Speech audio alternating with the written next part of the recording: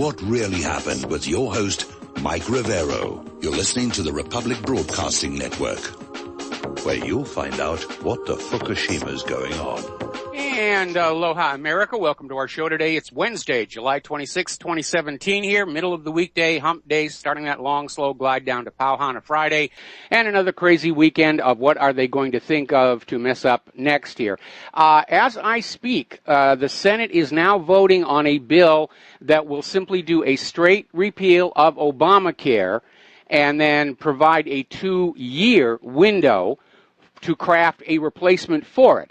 And that, I hope it passes, because that would be a good thing. It would undo the damage of Obamacare, and it would force the health insurance companies to go back to competing for your business, lowering premiums, lowering deductibles, actually having to work to get you to buy their product. And that's a trend we need to go back to in this country, where businesses have to go out and win you as a customer rather than just go to the government and say, you make them buy our product, and we will donate to your campaign.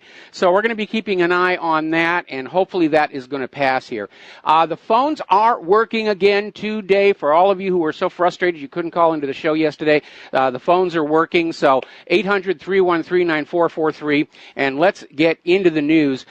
Members of Congress are continuing to push for an investigation into James Comey for obstruction of justice related to Hillary Clinton's various crimes and corruptions, the email scandal. And again, this is from Representative Andy Biggs, who's a co-sponsor of the amendment, saying that they need to push back against all of the baseless accusations that are being used to basically distract President Trump and Republicans from trying to fulfill their agenda.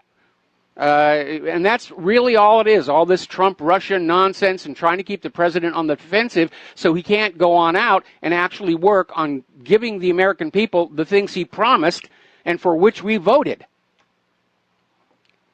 So let's get on over to Debbie Wasserman Schultz. Things are beginning to unravel around her, especially with her IT expert being arrested at the Dulles airport yesterday. Now, Awan was one of the people who were caught up in this spy ring inside the Congress that were breaking into the computers of various congressmen and siphoning off information. And then, as it turned out, he became Debbie Wasserman Schultz, IT right hand, as it were. It was a part-time job for which he was paid $165,000 a year.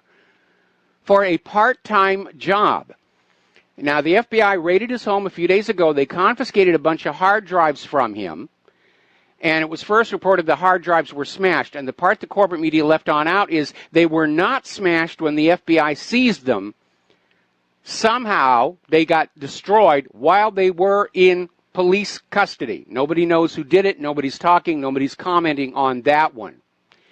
But apparently, the current chair of the Republican National Committee, Ronna Romney McDaniel, in an interview on Fox Business Network, said that Debbie Wasserman Schultz has been obstructing investigations at every level involving Imran Awan. She's just been trying to get in the way. And don't forget, we had that videotape of her literally threatening the Capitol Police that she would cut back their budget if they didn't back off this investigation into what was on her laptop and what was going on with the DNC computers. Now, of course, we're getting word that Debbie Wasserman Schultz is now starting to cooperate, and her lawyer is negotiating with the Capitol Police, trying to get some kind of a deal for which she will grant permission for the scanning of this laptop, her laptop, that seems to be key to all of this. Meanwhile, investigator Rod Wheeler in Washington, D.C. is dropping hints that there is some kind of a link between Awan and Seth Rich, that maybe he was somehow involved in this internal leak from the DNC emails here. All right, we're going to grab a quick phone call here. Bob in Indiana, aloha. Welcome to the show. What's on your mind? Hi, Mike. Well, I want to tell you about how efficient the government is. I called Social Security to ask them about poverty thresholds. They want to hold me on the line for 45 minutes before they answer the phone. How about that? Yeah, that sounds about right for government work here, but you didn't need to call Social Security because it is available on the web, and a couple of listeners did send me links to what the poverty level is, and it's set at a national level. They don't break it out by states with two exceptions, and that's here in Hawaii and up in Alaska. So you can look at the front page of whatreallyhappened.com, and you'll be able to see that, okay? Okay, thanks. All right, we're going to switch over to Steve in California. Steve, aloha. Welcome to the show. What's on your mind? Well, hey, Michael, just doing a little research right now, and I just got wind of Trump bans transgender people from the military. Un-American, says opposition, and they're going to be running with this for the next couple of days. You can bet that. Oh, they're going to use it as a distraction from what's going on with Hillary and Schultz. I think what Trump needs to do on this situation here is simply, this is a good example of it, is simply point to our good friends Israel and their military, and that they don't have the problems with the homosexuality in the military and all those other problems that go along with that, and the transgender.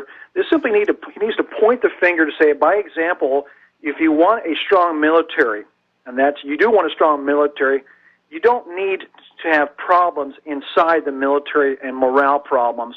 And if you do these other things that we're doing right now with Don't Ask, Don't Tell and promoting all this, you create problems with morale and troops, and that diverts them away, their attention away from what their job is truly to be, is defend this country. So he needs to point the finger and continue to point that finger to Israel. Says, Israel's doing it, we're going to do it. By example, it works for them, it's going to work for us. That's all you need to say. Well, you're absolutely right here, and I was just on the Richie Allen show, and that subject came on up, and I said on an individual level, I'm in agreement with Richie Allen. If you can carry the rucksack and use the gun, fine, go into combat. But military units are not comprised of individuals. They're comprised of a unit that has to act cohesively, have each other's trust, and not have these tensions brought up. And I'm sure Trump is looking at all the turmoil that has been caused in these various retail outlets and schools that are trying transgender bathrooms, and the boys can use the girl showers and back and forth, and recognizes instantly that kind of upset is going to impede the efficiency of any fighting force. And especially as we ramp up, unfortunately, the New World War, that has to become a factor.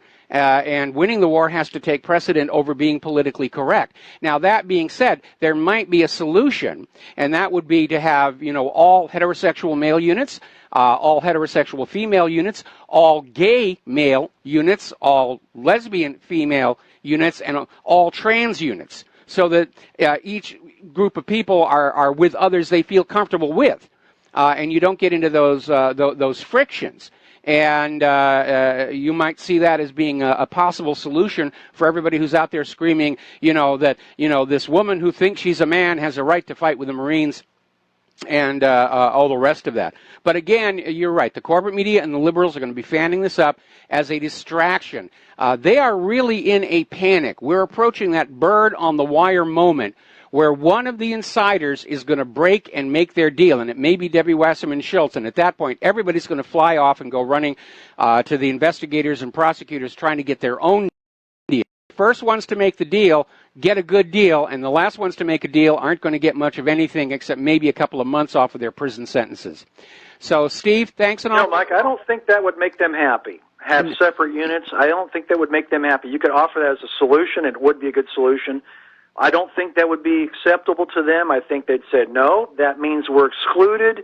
We need to be part of the general population of the military. And again, you're listening to the troublemakers who are out there trying to stir this up as an issue, because most trans people, most gay people, they're like ordinary people like you and I. They just want to mind their own business and get along.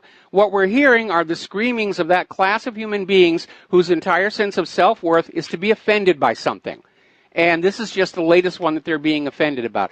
I don't think it would be that much of a problem. It's a good middle ground here, but you're absolutely right. The professional whiners and the professional I will find offense with everything group, they're going to push us to ridiculous extremes. I mean, remember that male Army unit that was required to wear high-heel shoes for a while? I mean, that was just absolutely stupid, especially when you realize high heels are very damaging to the feet. And a lot of older women, and that includes the lovely Lady Claire, are paying a price later in life for those really tall heels they wore as young babes. And so, I mean, it really is, we need to bring back common sense, because common sense has become very uncommon in our society. In fact, I think it's time to declare it an endangered species. Hey, quick question, Mike. On the Jared Kushner thing, meeting with behind closed doors, of course, we know this whole Russian collusion and the hacking, that's just total bovine excrement, your words, but it is. Will this thing ever go away? It'll fade gradually. It'll be referred to over and over again, and unfortunately we've reached the stage where the corporate media is treating it as if it's an absolutely established truism, never to be questioned, holy, sacrosanct. It's the prime assumption. Like the Earth is at the center of the solar system, and all future history will be written around that until somebody finally points it out how absurd the whole thing really was. And of course, that's our job. Steve, we're going to let you go here. We got a bunch of callers waiting on the line here. We're going to do a shout out to our on-air affiliates who are just now rejoining the network, and we're going to go to Clint in Las Vegas. Aloha. Welcome to the show. What's on your mind? W. Waxman Schultz thing. On this W. Waxman Schultz thing, I was a little foggy-eyed this morning when I saw the Bill Still report, and his hypotheses. I don't know how much evidence he had for this. Like I said, I was a little foggy-eyed when I heard it.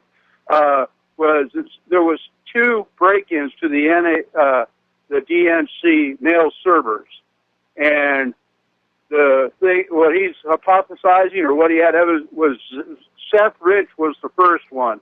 And then when the intel got together and all that, they had this guy break in, and that's when they put the Russian fingerprints on it. It's a botched up job, to try and frame Russia and, make the whole thing stink. So you're saying Awan was told to go back into the email server after Seth Rich leaked the emails and try and plant information that was going to frame Russia. That would tie in with some other things that I've heard as well. But we do know from forensic analysis of the email data itself, it wasn't sent out over the Internet. It was literally copied to a flash drive by somebody with physical access to the computer itself. And right. it just completely undermines that whole Russian hacking story. And we know that the entire Russian hacking, Russian collusion, Russia stole the election was created 24 hours after Trump won the election by the Hillary Clinton campaign, who couldn't accept defeat, couldn't accept failure, were in a panic because Trump could not be relied on to keep the lid on all the CIA drug running and everything else that's been going on in this country. And apparently Hillary literally got it into her head that she was going to be able to kick Trump out of the White House and move on in, with the American people standing behind her. Forgetting, of course, that the real reason Donald Trump won was not Russian collusion, but because the majority of the American people simply cannot stand her. Yeah. Another thing, this Brennan Clapper interview with the guy that cried when Hillary lost. Oh, yeah, Wolf Blitzer. Yes. The Mossad agent. They're openly saying that they're going to have a coup d'etat here in the United States. And I got news for them, fellows. It's not 1963 no more. That was a surprise. That came out of nowhere, to the general population. This is no surprise no more. They're going to see I think they're really scared for their prison time. Yes, they are. They're really scared in their agenda. Everybody tied in with that Clinton, Bush, CIA narcocracy, they're in a panic because bit by bit the American people to the true nature of what this government is about and what it's been doing for the last 30, 40, 50 years. And they're seeing what the government continues to do. And the corporate media has lost control of the minds of most of Americans. They're still out there. Well, they sure have. Yeah, they have. And again, it's another parallel with the collapse of the Soviet Union. Yeah. And one last thing, the transgender army is supposed to be an army to defend themselves, not be politically correct. And the commander-in-chief should not have to worry about being politically correct. Yeah, well, war is seldom politically correct anyway, but I'm absolutely in agreement with you, and I don't mean to offend any transgender or LGBTQ, PFD BBDO, whatever else is out there. But yeah, as we go on into these wars, I would like to avoid the wars. I'd like to stop them. But if we're going to go into a war, I'd like to be on the winning side. I'll be very open and honest about that. I'd like to be on the winning side, and that means having a cohesive, functioning military, not just another bunch of dress-up dolls to please the politically correct people. No, high heels are optional. Yeah. Yeah. Okay, I'll let you go, Mike. I think high heels should be banned. I've seen what they do to women's feet here. All right, so getting on back to the news here. Apparently, Attorney General Sessions, who is still soft pedaling on this issue of going back and investigating Comey and Hillary, he's announcing investigations into all of these leaks coming on out. He's launching multiple investigations. Okay, apparently the Senate vote to repeal Obamacare and provide a 2-year window for a replacement has failed. It was voted down. So the mess continues on that one. Now, as you know, one of the things Donald Trump has done that I'm fully on board with is he's set up this commission about voting integrity.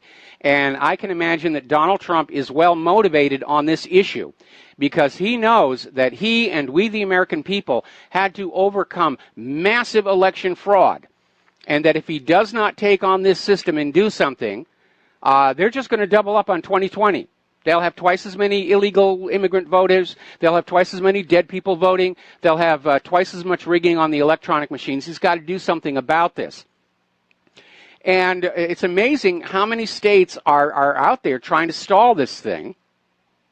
And the Democrats are literally panicking over this idea that we're going to be looking at the honesty of the vote system.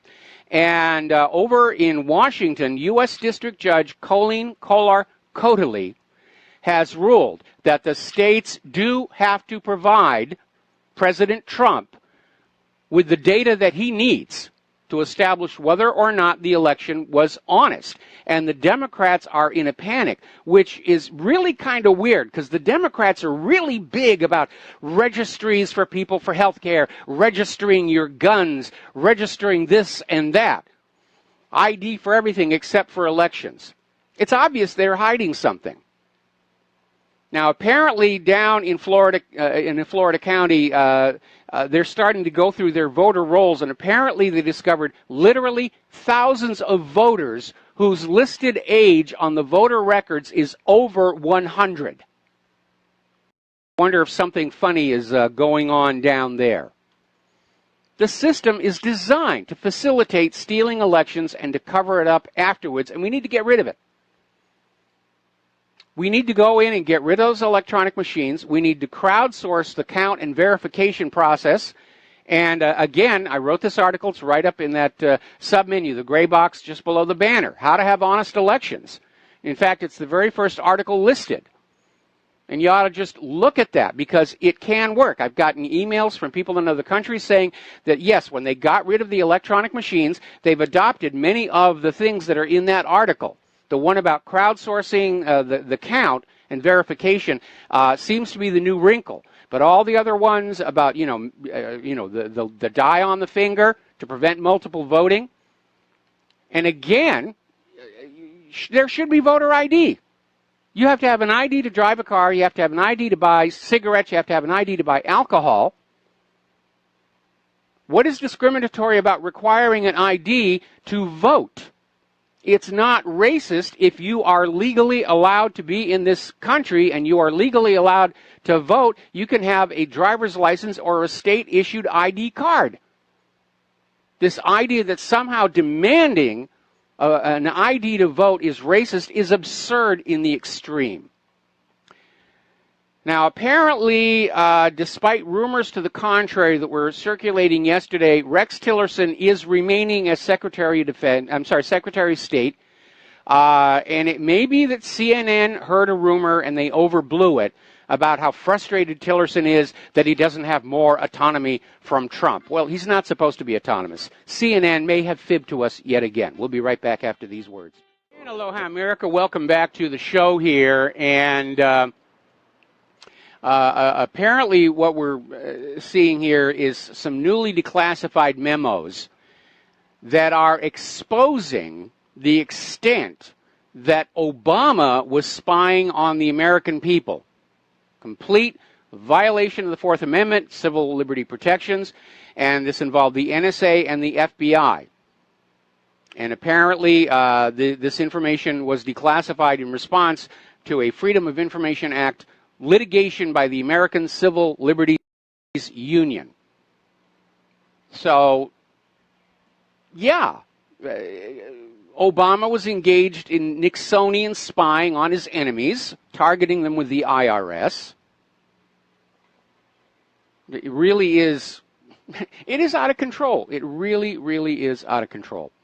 Okay, getting on over to the media, the war between Trump and Bezos is escalating. And Bezos seems to be turning the Washington compost into little more than a lobbyist weapon for Amazon against the United States Congress. And it's becoming very obvious the control of these owners of the media are just directing everything. Now, years ago, the owners of the media were controlling the news, but they were trying to keep it out of sight of the public to maintain that illusion that the media was a fair and objective reporter of the facts of what were going on. Today, it's very, very different. Dan Gaynor, who's Vice President of Business and Culture at the Media Research Center, is out there saying that the New York Slimes and the Washington Compost have been turned into little more than vanity press for their billionaire owners. Just out there putting out whatever the owners want to put on out. And that, of course, is continuing to further erode public trust and confidence, readership in these institutions here. Even McCain is out there screaming about how bad things are going when he was making his speech on the floor of the Congress yesterday when they were dealing with Obamacare. He came on out and said, stop listening to the bombastic loudmouths on the radio and television and the internet, to the dark regions with them. And they don't want anything done for the public good. Our incapacity is their livelihood. And Mr. McCain, no, your corruption and your incompetence are our livelihood. And if you would all agree to stop being corrupt and incompetent, most of us would go find other things to do with our lives. I'd love to be able to just shut the radio show down and the website on a day when it's no longer needed. I would be a very, very happy man. But as long as it is needed, as long as you continue to be corrupt and incompetent and a warmonger, we're going to be here. And people are, in fact, listening to us. They're paying attention. That's why the deep state is so upset. All right, let's talk about the war zones now, because there is a lot that is going on over there. Apparently the government troops, Syrian government troops, are on verge of the full liberation of southeastern Raqqa. And they're continuing to win back more territories from ISIL as they push toward Deir ez-Zor. It does look like this thing is very, very close to being over, and we're starting to get a sense of panic coming from the U.S. war planners. Over in Kalamun and Arsil, Daesh and al-Nusra, their options have dwindled down to just two: surrender or die. And apparently the Daesh terrorists are encircled in the Lebanon mountains and part of the Syrian highlands. They're fighting along that border here. Now, we reported that following the death of al-Baghdadi, many of the terrorist factions, the U.S.-supported terrorist factions, were fighting amongst each other, which was a real good use of all of your tax dollars to send guns to these guys so that they could turn on each other instead of Assad. But apparently they have started to reach agreements, and the Syrian Arab Army and the SDF are dividing spheres of influence in eastern Syria. Meanwhile, the Syrian government forces, backed up by Russia, have liberated the village of Baglia and nearby hills from the ISIS terrorists in the area. And apparently the army has outflanked Dabat Mili, Talia, Shirgiya, and deployed at a striking range from Rasim Hamada, where clashes are now ongoing. We'll be back with a phone call after these few words. And aloha, America. Welcome back to the show. Now, the new White House Director of Communications, Scaramucci, who fired one of the White House people yesterday for being a leaker, has come on out today saying on Fox News it is the Obama holdovers who are doing the leaking. Gee, imagine my shock on that one. And again, one of the biggest strategic mistakes Donald Trump made coming into the White House is he wanted to be magnanimous in victory and allow these people to stay on. Because in the world of business, if you're the new boss of a group of people, they're going to be loyal to you because you're signing their paycheck. And that's what Donald Trump thought was going to happen. But that's not how Washington, D.C. politics works. And it looks like Scaramucci is on the warpath against the leakers and the Obama holdovers, and I think that's a good thing. We're going to go back to the telephones here. George in Texas, aloha. Welcome to the show. What's on your mind? George, are you there? Yes, I'm here. Oh, there you are. Hello. Okay, yeah, I don't know why we didn't have you there for a bit. We got to flog that hamster. That hamster is just not doing his job. And it's time to do. Maybe we need to replace the hamster.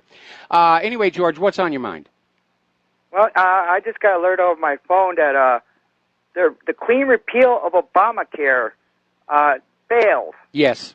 Same senators that voted for repeal Obamacare when Obama was president voted for it, but all of a sudden Donald Trump becoming president, we can't repeal it. And it's like, and you know the thing is, I think the rhinos are going to own Obamacare now, not the Democrats, because they had a chance to pass it and they decided to sign with big insurance companies and not the people. Yeah, you're absolutely right. I mean, the Democrats are going to be campaigning next year on this idea that, hey, you know, Trump failed to repeal Obamacare and the Republican-controlled Congress couldn't do anything about it. It's plain obstructionism. And again, the health insurance companies themselves, I'm sure their lobbyists are all over Capitol Hill handing out campaign donation checks and spending whatever money it takes to keep you a slave to the health insurance industrial complex.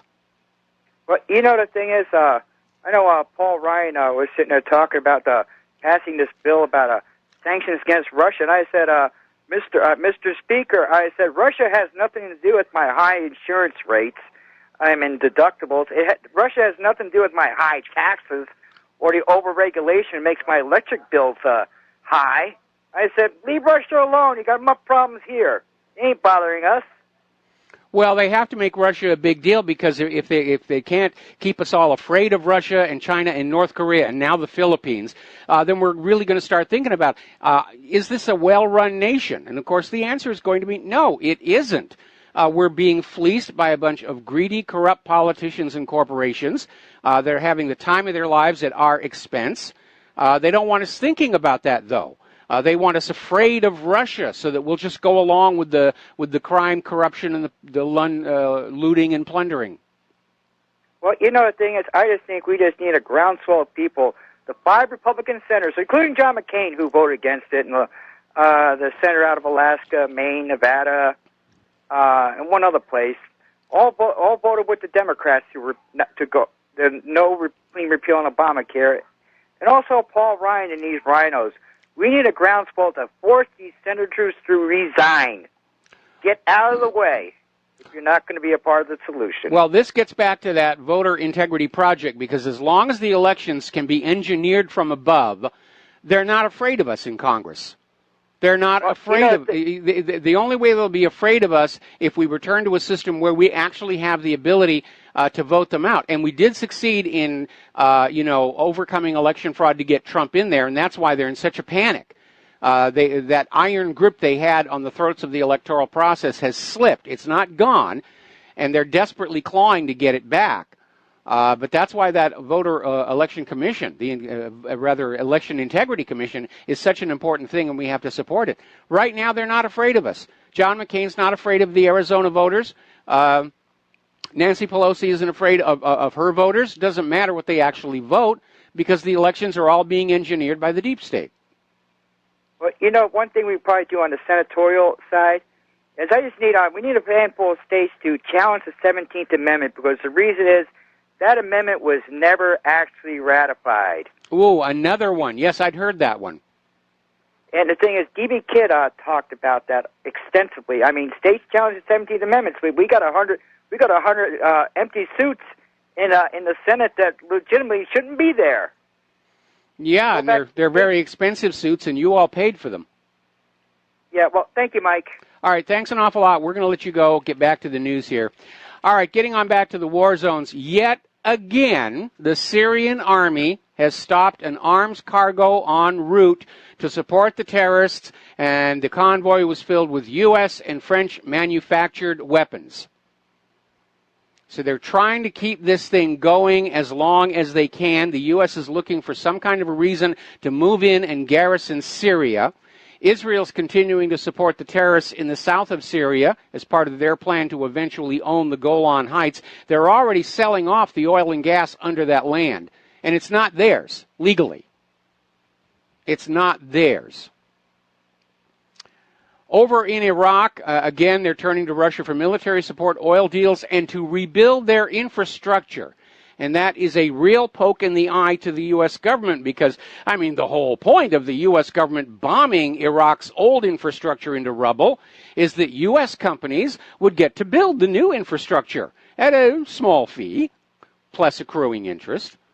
And it's another indication that Iraq, after 14 years of the U.S. messing around with their country, is pivoting toward Russia. And they're talking about military aid of large numbers of Russian-made T-90 tanks for Iraq, which is going to make it a lot more difficult for the U.S. to intervene there. Now, interesting little comment in Trump's meeting with the president of Lebanon. He made an odd comment that Lebanon was on the front line against Hezbollah. And a lot of people were scratching their heads and saying, does Trump really understand what's going on over there? Because, of course, Hezbollah is defending Lebanon against constant Israeli aggressions. And a lot of people said, well, it's just a goof. I don't think so, because apparently Nikki Haley up at the United Nations is urging the Security Council to declare Hezbollah a destructive terrorist force. And so Trump's comment about Hezbollah may not have been a simple goof, but the opening propaganda in kicking up a new Middle East war or extending the existing Syria war into Lebanon, the way Vietnam spilled over into Cambodia and Laos. Now, Hezbollah is saying that their war with the U.S.-backed terrorists along the border with Syria is nearing the end. It's going to be over very, very soon. And apparently the terrorists control less than 10 square kilometers of the area in Arsil. And Hezbollah is on the verge of a huge, huge victory, and that might be the reason for the sudden White House concern over Hezbollah, because they're speeding up the end of the war in Syria, and the U.S. wants it to continue, as demonstrated by the convoy full of U.S.-made weapons that Damascus caught going into the terrorist areas. Meanwhile, Trump is pledging support for Lebanon's anti-ISIS push. Yeah, they're going to extend the war into Lebanon. And Trump also pledged $140 million for Lebanon's refugee crisis, which I think is going to irk those of us who are involved with the hungry and homeless in this country. Because the U.S. government never seems to have enough of our tax dollars to take care of homeless Americans, but they can pour it all over other countries left and right to take care of their homeless people. And it's another indication. The government has no regard for us whatsoever. We're walking wallets. They're not afraid of us at the ballot box. They are a little bit more now following Trump's victory. We have to get back honest elections to get that government worried about what we, the American people, are thinking. Because right now, clearly, they are not.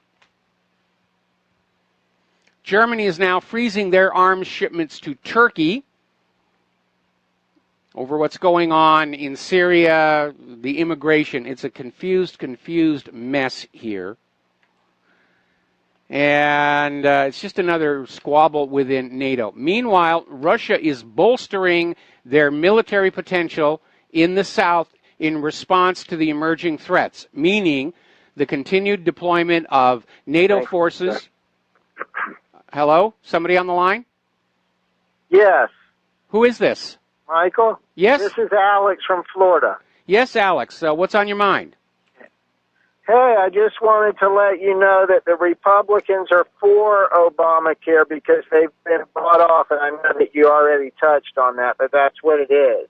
They can act like they're against it, but they've been bought off. So Obamacare is not going to change if we're counting on our Congress to make the change. They're not going to make the change because it's for the big business to begin with. And the Republicans have always been the party of big business. You know, the problem is that the Democrats used to be the party of the people. Now they're the party for the big business. That's right. They're both the same. Both fractions of our government are basically fighting Trump to make sure he doesn't govern by what he campaigned on.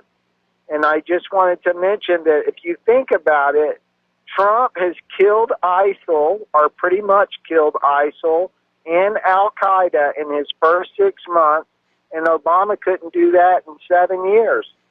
Well, Obama didn't want to do that. Obama and Hillary were secretly supplying ISIL in Syria with weapons smuggled from Libya to use as proxies to overthrow Assad, and it failed miserably. And a lot of people got killed in the process, and our country got driven closer to economic collapse because of it.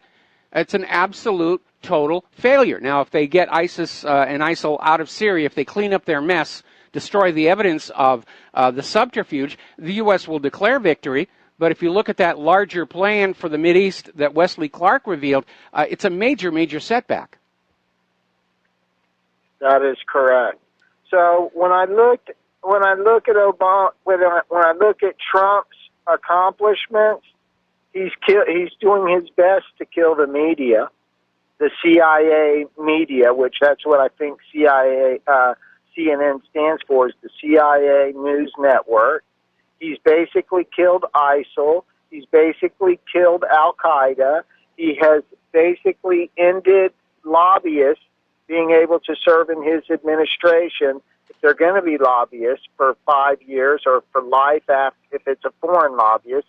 And I think he's doing a good job. I mean, so far I think he's fighting the devil.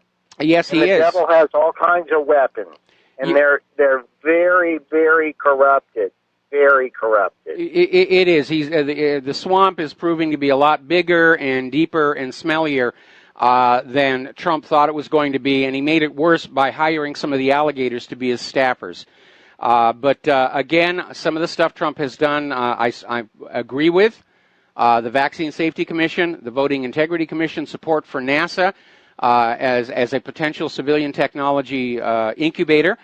Those I agree with. I certainly disagree with all of these continued wars, but again, we know that he is being lied to.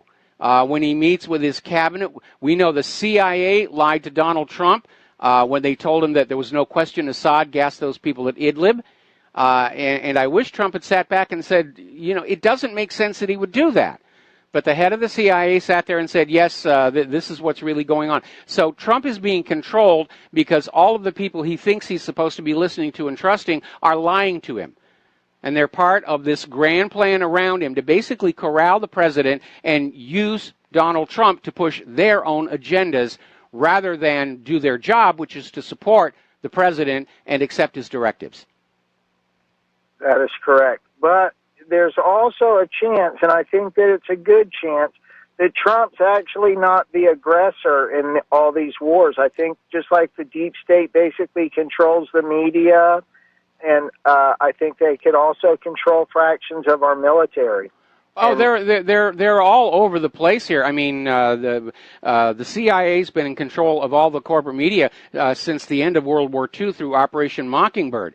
And then you have the Israeli influence. You have the FBI's in there as well. The FBI was all over Hollywood. Everybody's in there playing around, and all of these various institutions and agencies, they all have their own agendas, and that's really what's beginning to tear this country apart. Yes. I forget the name of the gentleman on YouTube. He did a presentation on the overthrow of Crimea through Crimea, and basically what he's saying is that it was the Obama administration that paid civil groups like Black Lives Matter, not Black Lives Matter, but that type of group, Yes. to go in there and overthrow the democratically elected government. Oh yeah, well, we all know that. I mean, this is a repeating pattern by the United States, and they're doing it in Venezuela right now, and they're getting ready to do it in the Philippines. And they're doing it here.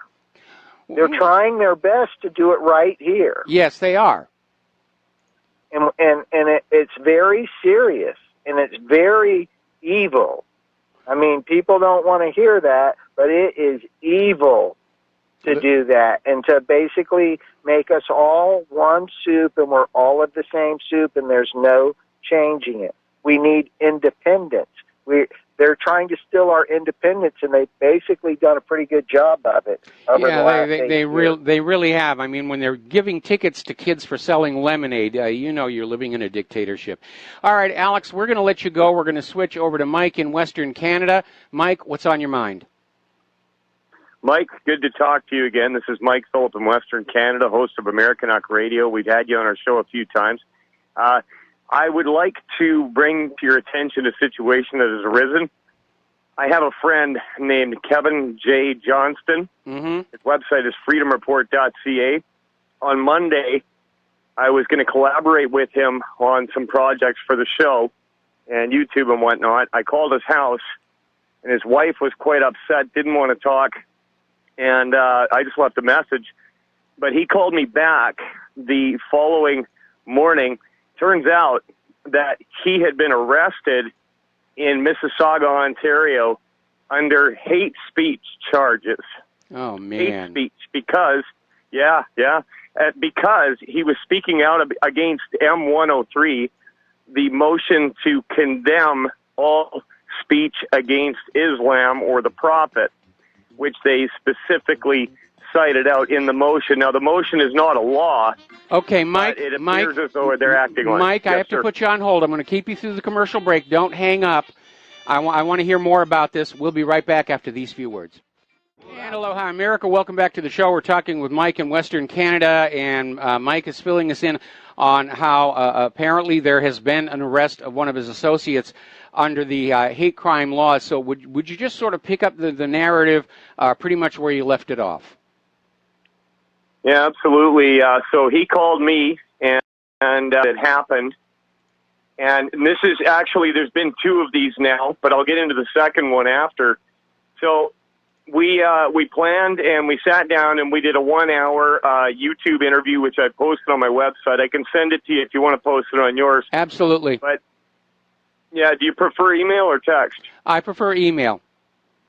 You got it. So anyways, you can hear it all from him in the interview, but basically there was a lot of really weird anomalies that happened. Now, first of all, he had two detectives show up at his door. It was 8 o'clock in the morning, and he was wearing a pair of cutoffs and a junkie T-shirt.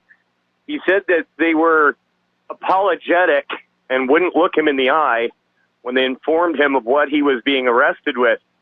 He asked them if he could go inside and change his clothes, and they said yes. Okay. Now, if you've ever had any dealings with the police, that does not happen. Then, after he had put on some fresh clothes, they took him out to the car. They put him in the car, and they did not arrest him until he was in the car.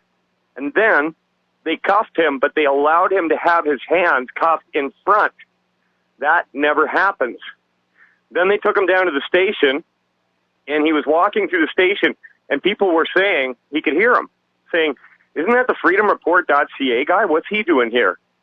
And he actually had one of the members of the force come up and shake his hand and congratulate him for his good work. Then they asked him if he wanted a private cell or to be put in general pop. He chose general population. You got to know him. He's a bulldog. Yes. Anyways, then, well, while in general population, a Chinese and a Pakistani man recognized him and said they loved his work. Then, when he had to go before the Crown Prosecutor requested that he be unshackled. This does not happen. So he was processed really quickly. He was let out the same day, and he's put out countless hours of videos on the whole LGBT thing being pushed by the Canadian government about the Islamization of Ontario. But his big thing was because what got him into this whole thing was that they had announced that every Friday they were going to have Islamic prayers piped over loudspeakers in the Peel District School Board in Islamic. And he got really upset. So he started his YouTube channel, and he actually had a large segment. It's funny because most of the people that were backing him on this were non-white. And there was even a lot of Muslims that were saying, no, we can't have this. All right. So, Mike, I hate to do this to you again. We got to take a break for a minute for our top of the hour station identification. Stay on the line. I want you to finish this story. This is so important. We're starting to see all of this stuff happen here. Obviously, they're trying to do a crackdown on anybody who challenges the official view of anything. We'll be right back. And aloha, America. Welcome back to our show. Hour number 2. The phone lines are open, 800-313-9443, and we're talking with Mike and an arrest for hate crimes up in Canada, which is sounding a warning that all of these so-called democratic, humanitarian, human rights governments are, in fact, starting a crackdown on anybody who refuses to go along with the official agenda on anything.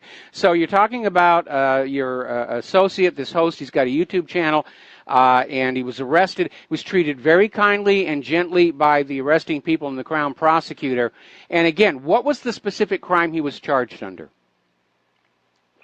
So I can't remember the name of the specific act, but it boils down to any kind of hate speech toward an identifiable group, which, as I pointed out, I mean, does that mean if I say that most of the painters I've ever met in my life are a bunch of drunken bums? I mean, this is really broad and really vague language. And so, and as I mentioned earlier, there's actually been a second arrest now. A member of the NDP party appeared on CBC News, and this is a gay man. And if you don't know about Canadian politics, the NDP party is basically extreme socialist. And this gay socialist appeared on state television to say that he had concerns about ISIS-style Wahhabist ideology infecting Canada and that we needed to do something about it. And he was arrested right after that interview under the same law. So they're turning on their own. So even these progressive types that think that this is a good thing, they're even dragging the net in on them now. And so, yeah, but what Kevin told me was that the Peel District Police, the prosecutor, they seemed like they felt terrible about it. And here's the other thing. Usually in Canada, if you get charged with something, they throw every charge in the book that they can at you. He was only charged with one thing, and he's actually spoken out quite a bit about the whole LGBTQ thing. I mean, if you're familiar with the situation in Canada, it's absolutely disgusting. We have 8-year-olds being dressed up as girls and paraded in front of catcalling gay men in clubs to promote the trans agenda, I guess. And Kevin was speaking out on that. So, I mean, they could have gone into the archives of his channel and really nailed him. He's been getting death threats from prominent business owners and government officials, and we're seeing this as an attempt by them to get him into jail where he can be murdered, basically, because they told him they were going to do it. And the interesting thing is that the people in law enforcement and prosecution seem like they're on his side, and in fact, a lot of the information that he gets is provided to him by law enforcement. I'll give you a really good example of that. There was a story that he broke from Windsor, Ontario, where there was a car accident and the police who attended had found that the men in the car had crashed their car while they were on their way to a Christian university to shoot the place up. They had guns in the trunk, and they flat out told the cops what they were going to do. And the police were ordered not to report this to any media, but they leaked it to Kevin J. Johnston, so he broke that story. In fact, if you'd like, Mike, I could get him on your show if you want to have him as a guest. I would like to have that. And this is starting to feel to me, I mean, given this, first of all, the laws are overly broad. One person's hate speech is another person's general opinion. When you talk about any specific group, you can take two people together and say, there's the specific group. As I understand that law, yes, you could be in trouble for saying most of the house painters I've met are a bunch of drunks. I could get in trouble for saying most of Congress are a bunch of drunks, and the fact that it may be true is no defense. Right.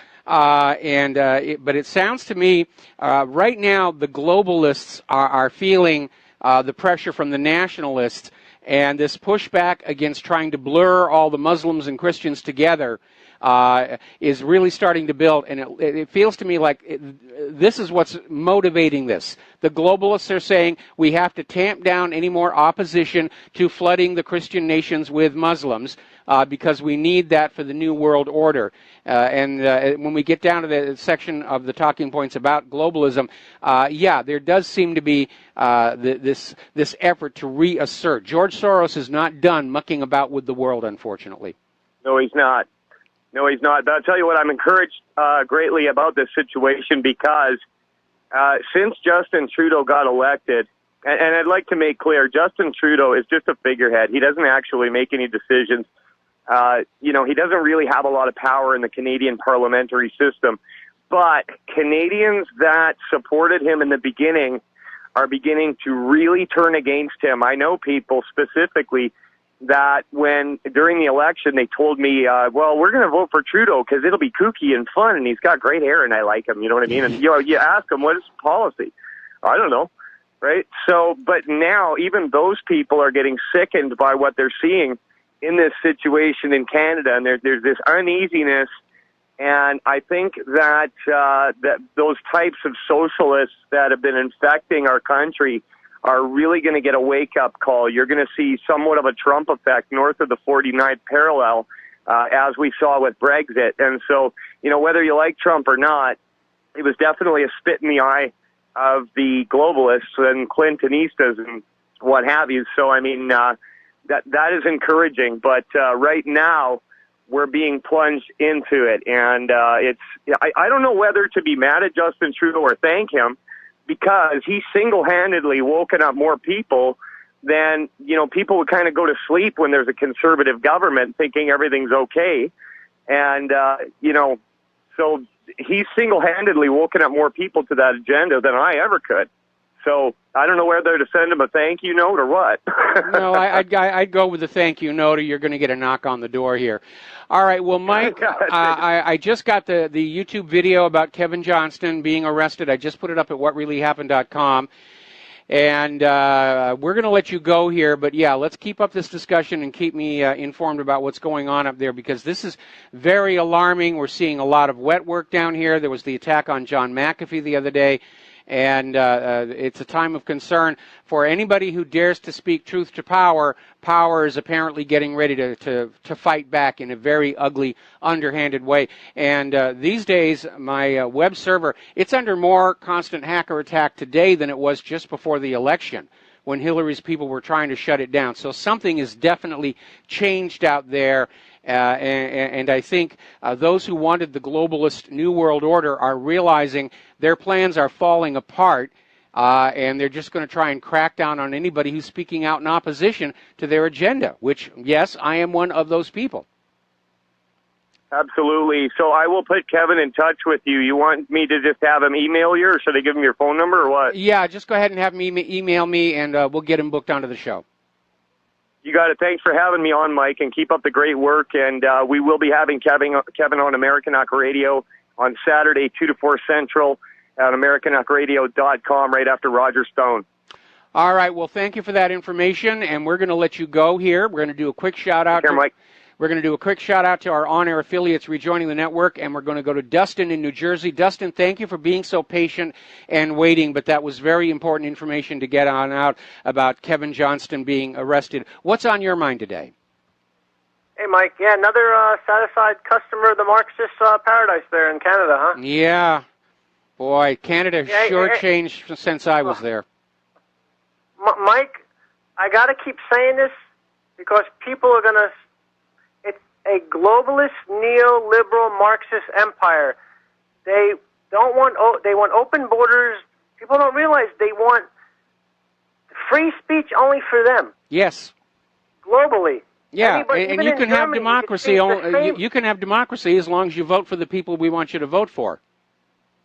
Yeah, exactly. But if you look, they follow in the same playbook because it's an oligarchy. Yes. It's a small group of people. Like Germany wants to crack down on free speech, of hate speech, anything that they deem hateful. That can mean anything. Yeah, it can. It's the same. It's the same playbook. It's so easy to figure out. German beer sucks. That's hate speech. Lock them up. Hey, Mike. Not the Canadian caller, but the caller before that. I voted for Trump, but I hate to tell him this, but the Russians are the ones who defeated ISIS. It wasn't Trump. Trump has his hands tied. The military-industrial complex is the ones running the show. Trump's a figurehead. He can get some stuff done, but if you just look at the attack on the Syrian army by the military-industrial complex / NATO, and also with, that ordering of the cruise missile strike, which I still think was most likely I would say it was just more for window dressing. Well, it was an embarrassment. Most of the missiles missed their target. And that's a real-world demonstration people are going to be looking at when they're getting ready to make their weapons buys. Donald Trump is, because of all this swamp and Russia and everything going on, he's being forced to make some compromises. In fact, Politico is now saying that Donald Trump made the announcement about transgenders in the military in order to secure funding for his border wall. So he's out there trying to make the best deals that he can, but he is being forced to make compromises. As far as the cruise missile attack on Syria, we know he was lied into it by the head of the CIA. Yeah, you're absolutely right. Trump still needs to get rid of everybody in the CIA, Mike. Everybody, and the NSA, and shut that Utah place. I'm telling you, if he doesn't, it's going to take them forever to pick out the bad apples. Because there's a lot of them on the left and the right. There is no parties, people. There's no Republican and there's no Democrat. It's globalist. John McCain, Lindsey Graham. You know the list. Yeah, I know the list. I don't think Trump needs to fire the entire CIA or NSA or FBI, just everybody above the level of a department head. Because it's those people at the very, very top, the directors and assistant directors and all the rest. They're the ones who are the political monsters, if you will, and then they spend all their time gaming for more power. And again, they let that power go to their heads, and they start thinking that really they know what's best for the country rather than the voters and the Congress and the president. Like I've pointed out many times before, when J. Edgar Hoover was head of the FBI, he called his office the seat of the American government.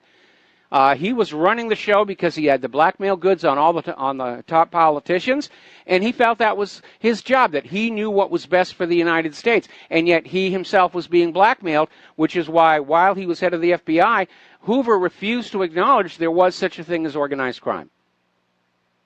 Yeah, Mike, we also all know how empires end. Yes. Slowly, then suddenly. And if you look at Debbie Wasserman Schultz, again, with the hard drives, it's a classic example of this oligarchy that is above the law, and people need to stop thinking, Trump's going to fix it. Trump's got his hands tied now with these sanctions. I don't think he can veto this, right?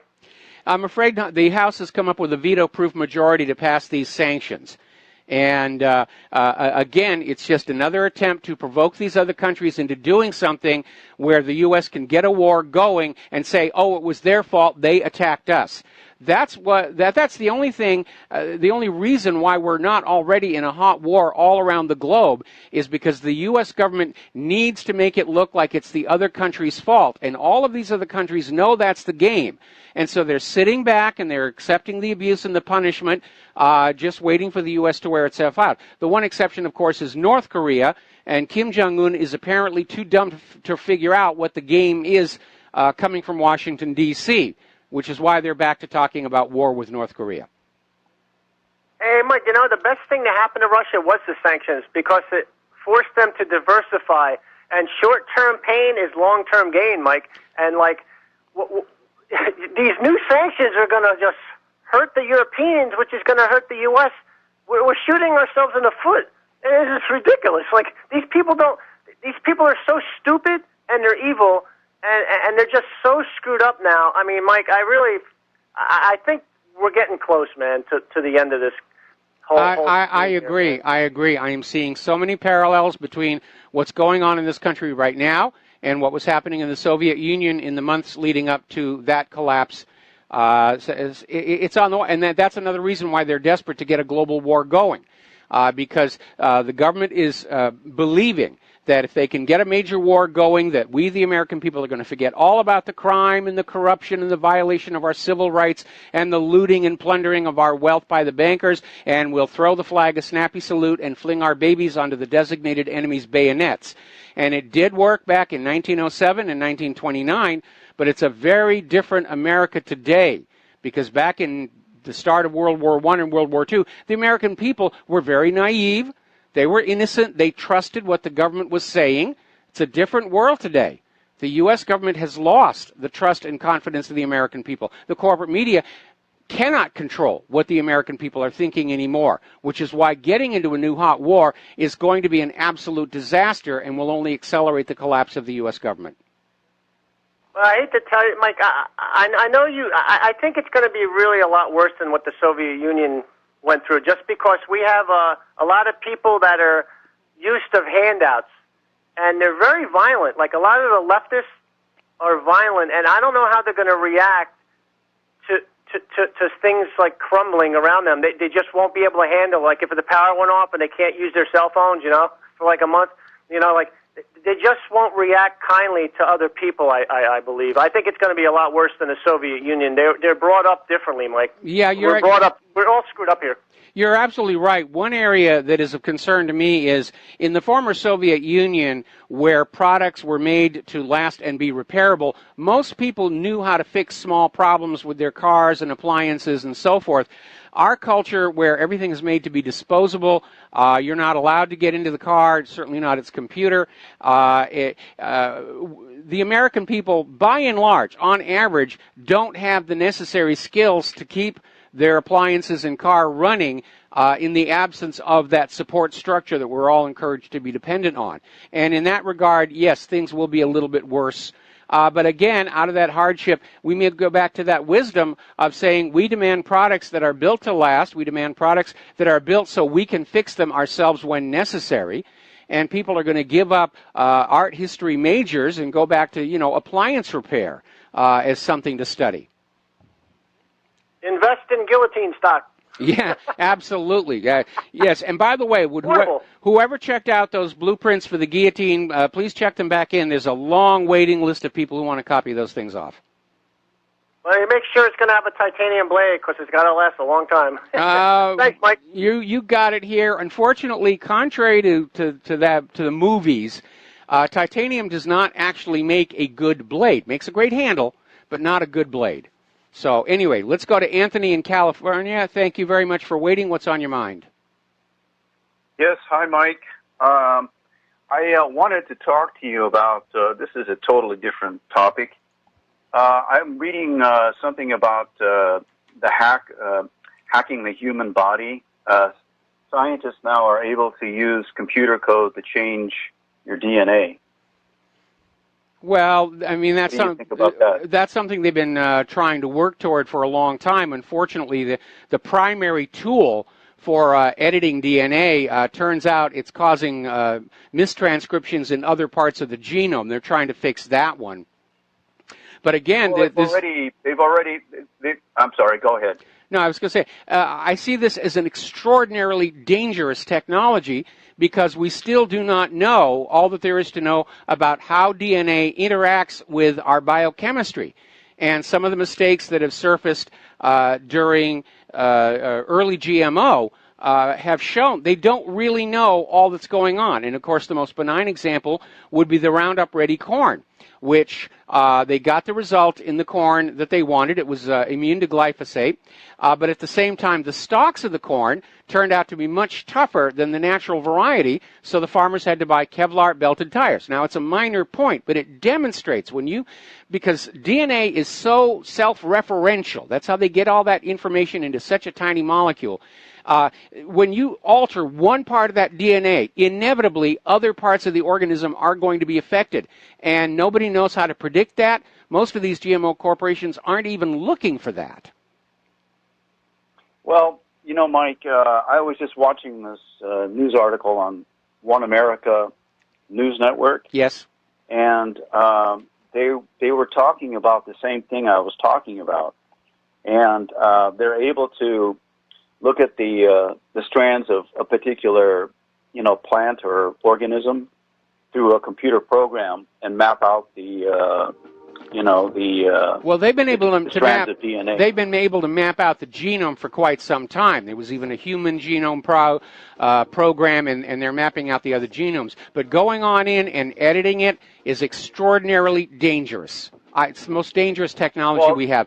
Anyway, Anthony, got to let you go. Got to take a commercial break, and we'll be right back with some news. And aloha, America. Welcome back to our show. Let's get back to some news here. We're talking about the war zones here. And Russia has announced that they are bolstering their military potential in the south in response to emerging threats. And that is, of course, all of these NATO war games, the deployment of THAAD, all of these aggressive moves being made by the West to encircle and basically corral Russia. Russia knows the U.S. wants a war with them, and they're pre-positioning. They're responding to all of these drills. Now, of course, in the corporate media, it's more signs of Russian aggression. How dare they move their defensive forces near our invaders? That proves that they're evil and need to be invaded here. Meanwhile, Russia is threatening retaliation if the U.S. blocks diplomatic entry visas. This little argument over diplomats, numbers of diplomats, persona non grata in these two properties is continuing. Just going back and forth and back and forth. And again, I almost wish the giant alien mothership would hover over Washington, D.C. and just throw a big ice bucket challenge all over them and say, all right, kids, cut it out. I understand why our young people are so messed up today. They're being told that they have to grow up and learn to act like adults when they can clearly see the leadership of government and corporations behaving like small children. It's a classic case of a mixed message here. Now, as you know, the U.S. is sending purely defensive weapons to Ukraine. And yet we are hearing from articles like this one in Sputnik News, it is impossible to prevent these U.S. weapons being sent to Ukraine from expanding the conflict. Now, of course, the arguments over the eastern Ukraine and Crimea are going on, and already Ukraine is being carved up for sale. 900 state-owned enterprises are going to be privatized by the oligarchs. They're buying up all of these assets that are supposed to be the collective property of the Ukrainian people, and they're going to privatize them and rent them back to the people. Out of 3,444 state enterprises, 893 are subject to privatization this year and next year. That's 1/4 of the publicly owned assets of Ukraine are going to be sold into private hands. Maybe. Poroshenko seems to be in trouble because a Kiev court has ordered the security service to launch a probe against Poroshenko. They're accusing him of high treason, which strikes me as long overdue. Even his own people do not like it. Apparently, the plan to bring Finland into NATO has dropped, at least for the moment. Apparently, Finland is getting cool on the idea of NATO. because they can see that NATO is heading toward a war, and Finland would rather sit this one out. I think most of those countries would. Meanwhile, over in Yemen, the Red Cross is expecting the deaths from cholera will double by the end of the year to over 600,000. And I have to tell you, I am not convinced this is a natural, organic, normal breakout. Remember Haiti following the earthquake? The UN workers brought cholera in with them. Killed off huge numbers of people, was covered up. But basically, the Arab world's richest country, Saudi Arabia, has gone to war against the Arab world's poorest country. They've imposed a starvation blockade. This is the world's largest humanitarian crisis, and it's basically being ignored by the corporate media. Because they're busy telling you that Trump and Russia are colluding. Now, over in Libya, a little bit of good news. Basically, Libya has been a disaster ever since the NATO war to remove... we got to take a break for commercials. I'll come back to this. And aloha, America. Welcome back to our show here. We're going to go to the phones here. Keith in Montana, aloha. Welcome to the show. What's on your mind? Well, first of all, Mike, I want to thank you for all you're doing. Thank you. Have you heard of Myron C. Fagan? The name rings a bell, but beyond that, no. If you think of the Benjamin Friedman era, yeah, 1967, he has an audio thing on archive.org. I believe I sent you the link. It's a play-by-play. It's almost like listening to you as you do the All Wars or Bankers Wars, except it goes into really good detail about the Rothschilds all through Germany and the setting up of the satanic, I want to call it a form of communism that would, in its outreach program, turn the Muslims onto the Christians and then onto the Jews, because they'll be discarded once they get their satanic New World Order. Well, yeah, I got to tell you right now, anytime somebody puts in a descriptor like satanic this and that, I tend to lose interest on that. I'd rather be dealing with the nuts and bolts of what's going on.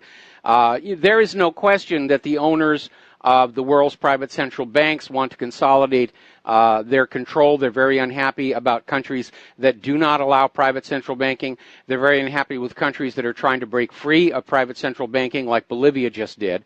Again, private central banking, it's not about banking. It's not about what's best for the people or for the country. It is a tool for enslavement. And now they're going for global enslavement. Well, yeah, that's the entire premise of his speech there, or talk. He goes on to talk about how they're going to use the UN to push this globalist agenda. They've got all their insiders in through this the communism, and that's why today, when I keep hearing this democracy, I laugh, because it's the United States is communist. It's sold as socialism, but cloaked as a democracy. Democracies don't go around the world bombing people and stuff like that, or trying to impose their wills on other people. But that audio thing is like, 151 minutes and 24 seconds long. But historically, he reads off all the papers and everything like that of how they, just like you did in All Wars or Bankers Wars, how they started the financing. This chief character that came over here to get the banks going, how they did it. Really historical. Well, if you could send me that link again, to me again, I'll certainly repost it. But yeah, unfortunately, as money aggregates into fewer and fewer hands, it becomes its own force. And that kind of wealth can even take on a life of its own, where those who are in charge of that much wealth and power may have a change of heart and decide they want to go in another direction. But because of the attraction of all that wealth, their subordinates may arrange for them to be removed and just take on over. And it's almost like it is the money itself that is in control of the world, rather than the people who think they are in control of the money. Right. And there was one other fact that I thought was interesting there. He highlights how the, what do you call it, those useless ones will be taken out. And he goes on through whether it was the amount of Jews that died under the Bolsheviks, but they don't care about death. It reminds me of Brzezinski saying that it was easier to control 1 million than kill 1 million, but today it was easier to kill 1 million than control them. But he goes on to say, and I thought this was really important, it's almost like it was being read today, because he was highlighting, he didn't use the word fake news, but that will be used as a premise to control all communications to where it's only issued from whichever organization they set up, kind of like George Orwell. You know? Yes. And I think that the fake news thing is going to be turned against the alternate media, even the regular media, until you've got these globalists that control all the media, and that's going to be inherently what you're going to hear. And I mean, it's at, no matter where you go, it's at gas pumps, drive-ins, everything. You got the little little screens that pop up when you pull the pump on the gas pump. You're being fed news, no matter whether you walk into a pub or anything like that, it's going to be a state-mandated TV type stuff. Yeah, just like George Orwell. I mean, we ran a story a couple of weeks ago. CNN apparently actually pays the airports to have those screens at the airline gates where people are just sitting and they're being bombarded with the propaganda. Same thing at I don't know if the post office is being paid or not, but you go to the post office, there's always a TV screen with CNN on there. Our bank has a TV in the waiting line area.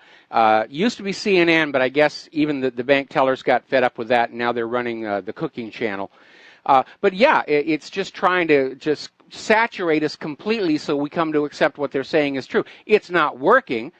Trust in the media is definitely on a decline right now, and they're not sure what to do about it because they can't start telling the truth without undoing all of the agenda. All they can do is continue to come up with more and more spectacular lies, and the more outrageous the lies become, the more obvious it becomes that it is a lie, like Assad gassing his own people at Idlib. Well, that's like they're down in Duterte down in the Philippines. They're now saying that he's killing his own. It's the same premise as Syria. But I'll let you go here. But I wanted to say one other thing.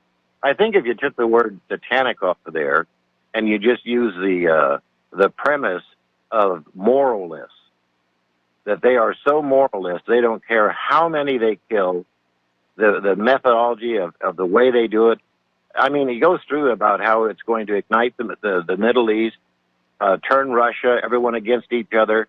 And, of course, when the smoke clears, they'll have their utopia. I mean, that's what they think. And I think, as you were talking about earlier, they see that this is unraveling on them right now, and they're going to do everything to kind of pull it back together.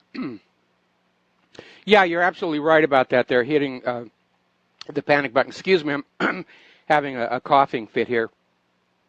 And, excuse me. That's right. I'll let you go here, but give me that moisture center our way because we're burning up over here in Montana, okay? All right, we'll try and do that. We'll take one of these hurricanes that's heading toward us and shove it up your way. And yeah, because it's so smoky in the valley here right now, you wouldn't believe. All right, well, we'll send a hurricane up there. All right, well, Keith, my best, you and Claire. All right, Keith, we're going to let you go here. And yeah, believe it or not, one of the hurricanes, one of the really big, powerful ones, 120-mile-an-hour winds at the core, and aimed at us is, I'm not kidding you, called Hurricane Hillary. So she's out for revenge, I would guess, here. Okay, getting on back to the news. We were talking before the commercial break about Libya and how basically it fell apart following the intervention to get rid of Muammar Gaddafi. And Keith raises a good point. How can we call ourselves a democracy when we've been going all around the world overthrowing democratically elected rulers and imposing these juntas, these puppet rulers? Obviously, the two statements don't line up. Well, apparently, French President Macron has managed to start a process that might tone things down in Libya. He's gotten the two most influential leaders in Libya to have a meeting. He's hosted them to try and bring Libya back together, to reconcile between the Libyan people's desire for a true democracy and the officially internationally recognized puppet regime being imposed from without. But what's really interesting about this story is they're openly acknowledging that there was a NATO invasion that killed Muammar Gaddafi. Now, if you'll remember, back when all of that was going down, what did the American corporate media tell you? Oh, it's a revolution. The Libyan people are standing up against the evil dictator Muammar Gaddafi, that terrorist. They're finally going to kick him out. And now they're saying, yeah, it came in from outside. It was largely authored and agitated for by Hillary Clinton. Remember that video where she said, we came, we saw, he died, and then she cackles like the Wicked Witch of the West. That's where that came from. And now they're acknowledging, yeah, this was another U.S. Overthrow. Now, for some reason, Donald Trump is amping up the rhetoric on Iran, saying that Iran will face big problems if it does not adhere to the nuclear deal.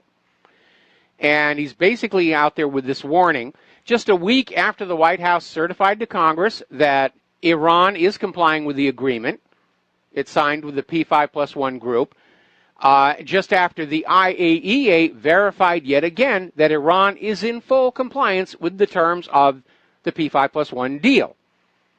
It is the United States that has not fulfilled all of their obligations to Iran by unfreezing Iranian assets and lifting sanctions.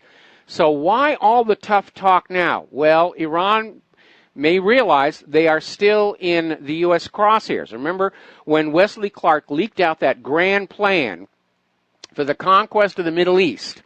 The last name on the list was Iran, which was supposed to be invaded and overthrown and conquered in 2008. They're a little off the timeline, obviously. And so basically, Rouhani is now out there saying that Iran is going to work on strengthening their defensive weapons in response to the new U.S. sanctions. Because right after the White House certified Iran was obeying the P5+1 deal, they threw more sanctions on there. And all the sanctions are going to do are drive Iran closer to Russia and China. So Iran is out there saying we're going to strengthen their defensive weapons, and I think they're using that word specifically so that the Western media can't say Iran is preparing to invade and attack war. Remember that ludicrous story that came on down about how Iran is going to get nuclear-tipped ballistic missiles from North Korea and they will launch all across the Middle East? No, Iran's not going to do that. First of all, it's not in their nature.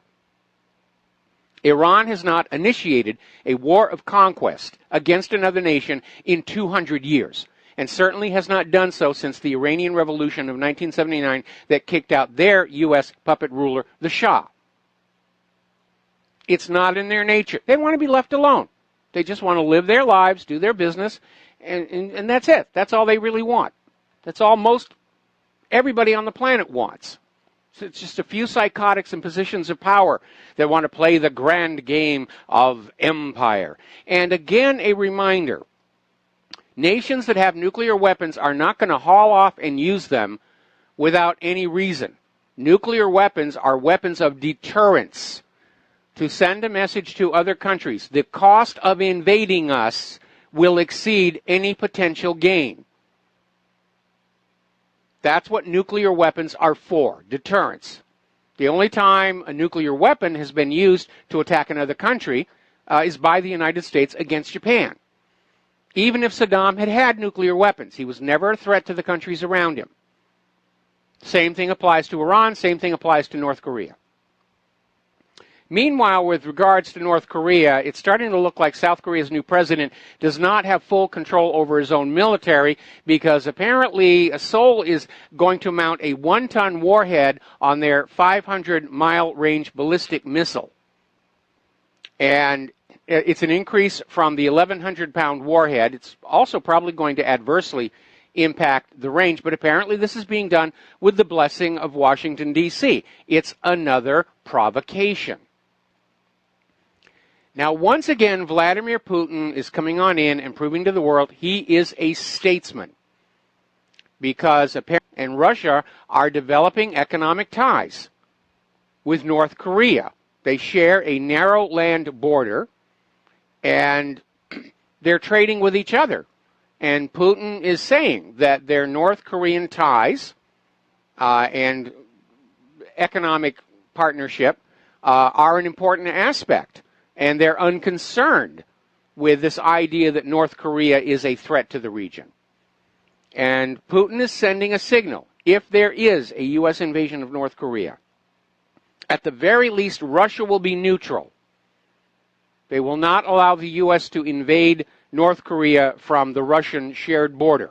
At worst, it means Russia will militarily support North Korea with more weapons, material, whatever. Going to stalemate the U.S. again, like Russia has done in Syria and so many other places. Now, apparently over at the CIA, Michael Collins is saying we shouldn't be worried about Russia. China is the greater threat. Ooh, bad China. Now, China really isn't a threat to you or to me. Russia isn't a threat to you or to me. Neither is Iran. It is the U.S. government stealing other nations' wealth to try and clean up the economic mess they themselves created. That's the threat. The threat is purely this argument over ink and paper. Because as the U.S. economy continues to implode, people are turning away from the U.S. dollar. Because it's not backed by anything but the future slave labor of the American people, and there aren't enough Americans to make good on all those treasury bonds. And if the treasury bonds collapse and they're in a bubble, then the Federal Reserve note becomes worthless. China and Russia are acquiring gold to back the ruble and the yuan with, and they are far more attractive as currencies, and countries are turning to them. That's the only real threat. Russia and China are a threat to the Federal Reserve. Well, if the Federal Reserve is concerned about it, let those fat old bankers go on over there and have a war with Russia and China.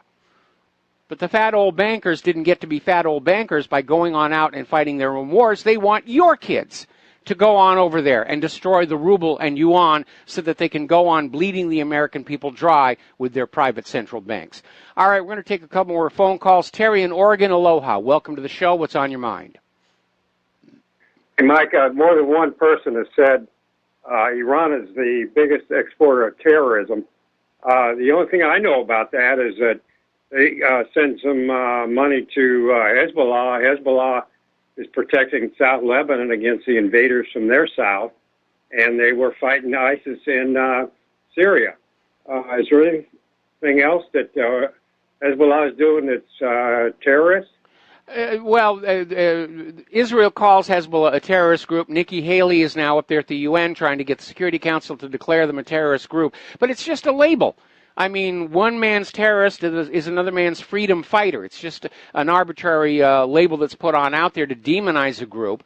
And there is no evidence that Iran is tinkering with other countries anywhere near to the extent you see coming from Israel in the United States. And when you look at the fact that Obama and Hillary Clinton were, in fact, arming ISIS and Al-Qaeda in Syria, then obviously the United States is a state sponsor of terror far more than Iran ever could be. Thank you for the call, Terry. We've got to take a break for commercials. We'll be right back. Aloha, America. Welcome back to the show here. We're going to take another phone call. James in Japan. Aloha. Ohayou gozaimasu. What's on your mind? Ohayou gozaimasu. Genki desu ka, Michael? Genki desu. Anata wa? Watashi genki. Thank you. Michael, you got to stop going on about this whole Assad stuff, about the chemical weapons, because actually Assad and his son, they visited Aleppo after all the damage that was committed, and they went to a falafel stand, and his son did pass some gas. Oh, my goodness. I stand corrected. All right. I stand corrected. Okay. All right. Yeah. All right. I'm upset with the whole, I'm really upset with the whole Russia thing. I'm not living in America, as you know. Yes. But to me, it seems like it's just, they're trying to push this whole Democratic, the Democrat crimes away and put it towards Trump, you know, like, for all the bad things that they did. And it really disgusts me, just it's getting so disgusting. And then when you get people coming up and they're like Clapper and, we should have a coup and all this stuff, and it's really making me kind of crazy. What do you think about that? Well, it's almost like two people get into a fist fight in the alley, and they both realize that they're in a position where neither one can stop fighting. There's no way to say, all right, let's call this off. It's really being stupid. And so they're both feeling cornered, and so all they can do is keep on slugging.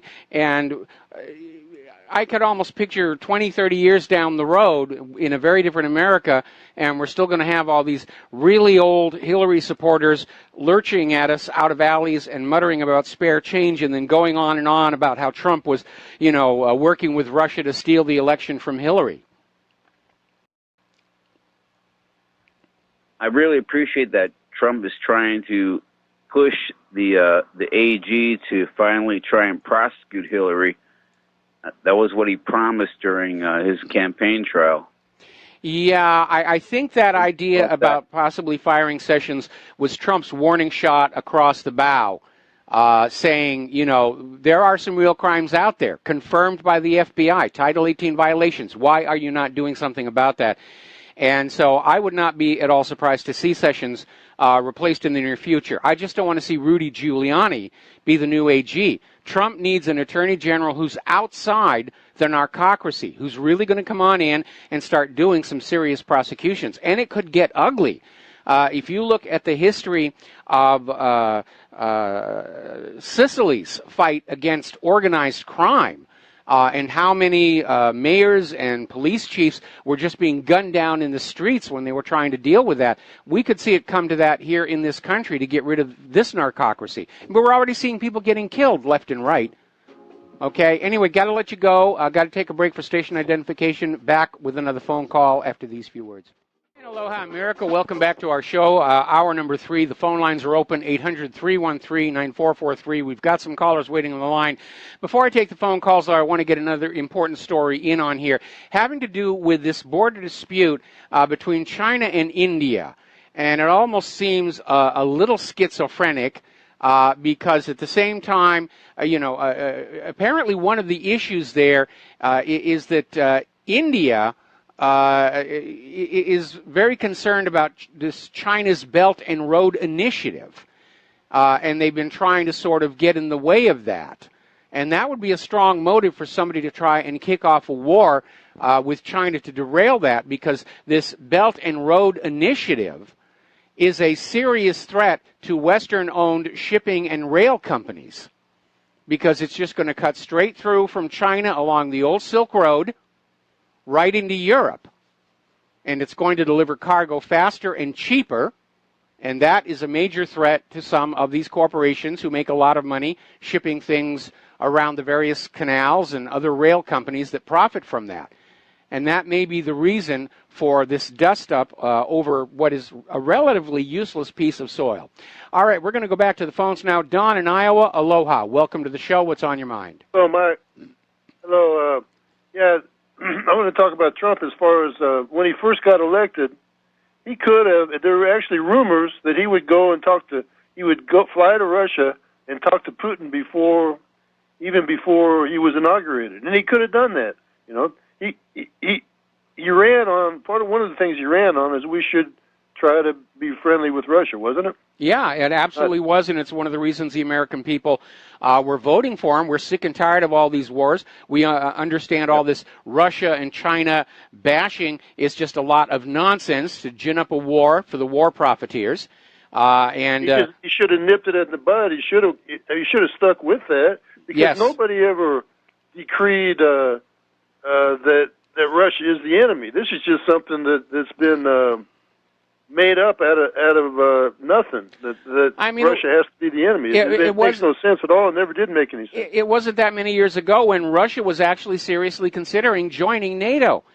We were all buddy-buddy. Russia was doing business all across Europe. Russia was doing business with the United States of America. And then all of a sudden, Putin takes direct government control of Russia's central bank and is immediately shoved to the top of the U.S. government's special high-interest targets list. Right. Well, if he would have stuck with that and just immediately, in other words, he should have took the initiative. Instead, yes, he lets the other side control the narrative. Yes. And then he's on the defensive all the time. You are absolutely right, and it's one of my big arguments against him. He's got to stop playing rope-a-dope. He's got to get on out there and gain the initiative. He's got to go on the offensive, and I think he needs to basically demonstrate a little more strength. If his attorney general is not carrying out the investigation of Hillary Clinton that the American people in part voted Trump to do, then Sessions does need to go. We need to get rid of all of these officials who are clearly working against the president. Trump needs people around him who are going to do the job Trump promised to do. Trump needs to start going outside the Beltway to get these positions filled. Now, of course, he's got to go through congressional approval on all of these, and that's what hamstrings him. Trump is surrounded by people who are basically confirmed by the Congress, which is openly at odds with Donald Trump. Could he just appoint a special counsel himself? I'm not sure if the president can appoint a special counsel or how much authority that they would have.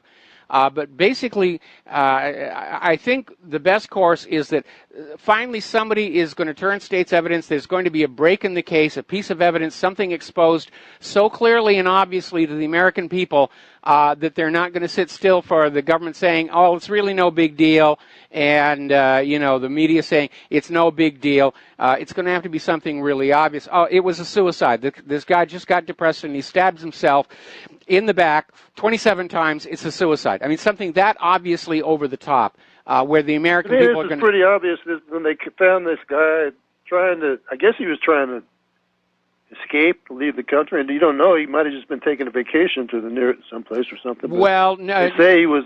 Well, he was being charged with bank fraud. And I think the reason he was fleeing the country is because he's in possession of inside information about what was going on inside the Democratic Party. Yeah, they can't bury this. They can't bury Seth Rich. I mean, so far Seth Rich is buried. Nobody can even investigate. If they go to Washington D.C. police, they just say they don't say anything. No, it's all no comment now. It's all no comment, no comment, no comment.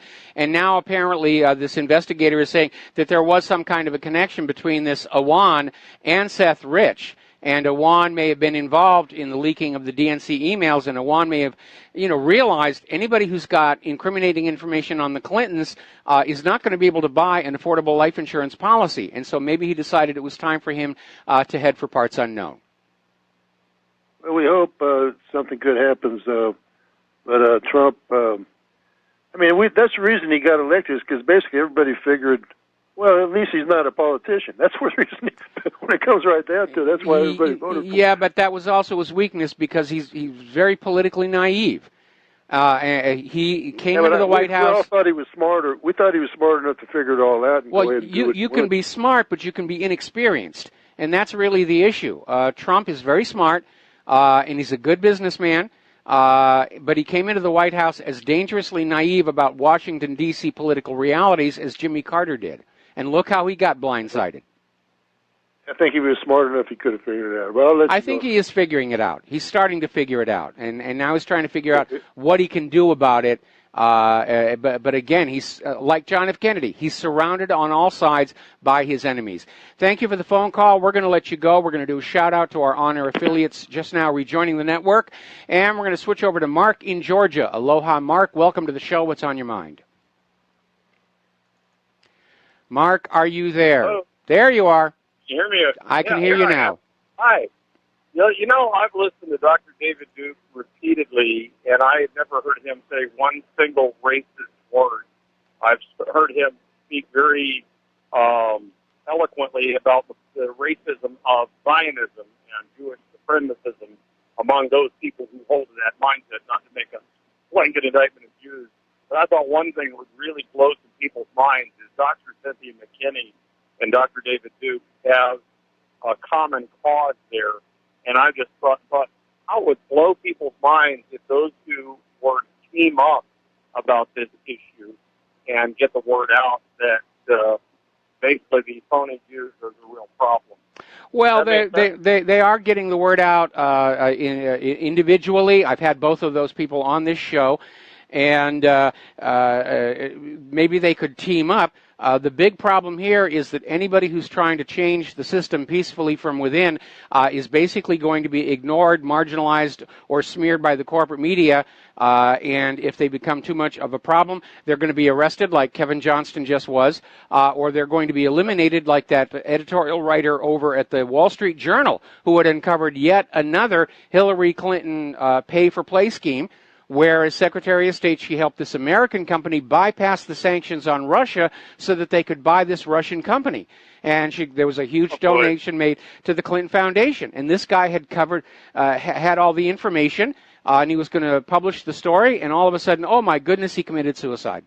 Yeah, shot himself in the back of the head 3 times. Yeah. Yeah. Well, like I say, it's just I guess the best thing I can do is try to contact both of them and suggest, look, I'm pretty sure you people have your differences. I used to be among Cynthia McKinney's constituents, just like I used to be a constituent of Newt Gingrich, and you can guess which one I respect more. Yes. But the thing is that people who think, well, that she's a liberal, and therefore it's like, yes, she used to be as polarized as you are.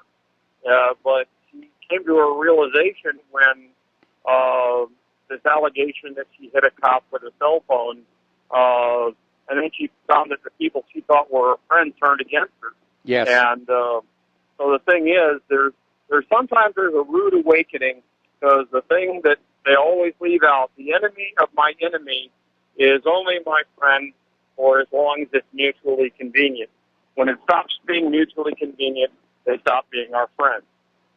Yeah, it is amazing that a government that demands the loyalty of the people has very little of it within its own structure.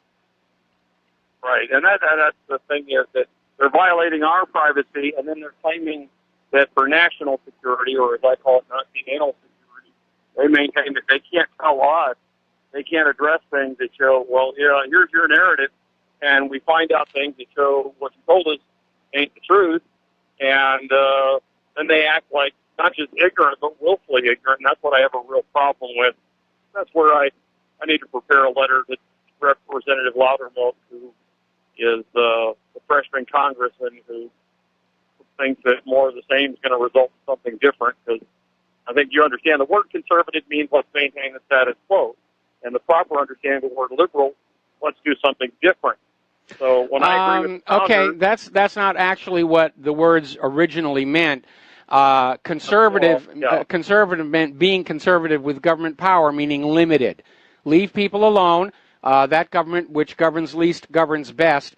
Liberals are the opposite. Government can and should control absolutely everything in order to secure the best mental state for the people being governed. And again, that goes all the way back to that whole Margaret Mead nonsense coming of age in Samoa, which was a hoax, which is why the liberals keep making such horrific mistakes time and time again, because they won't go back and challenge that prime assumption.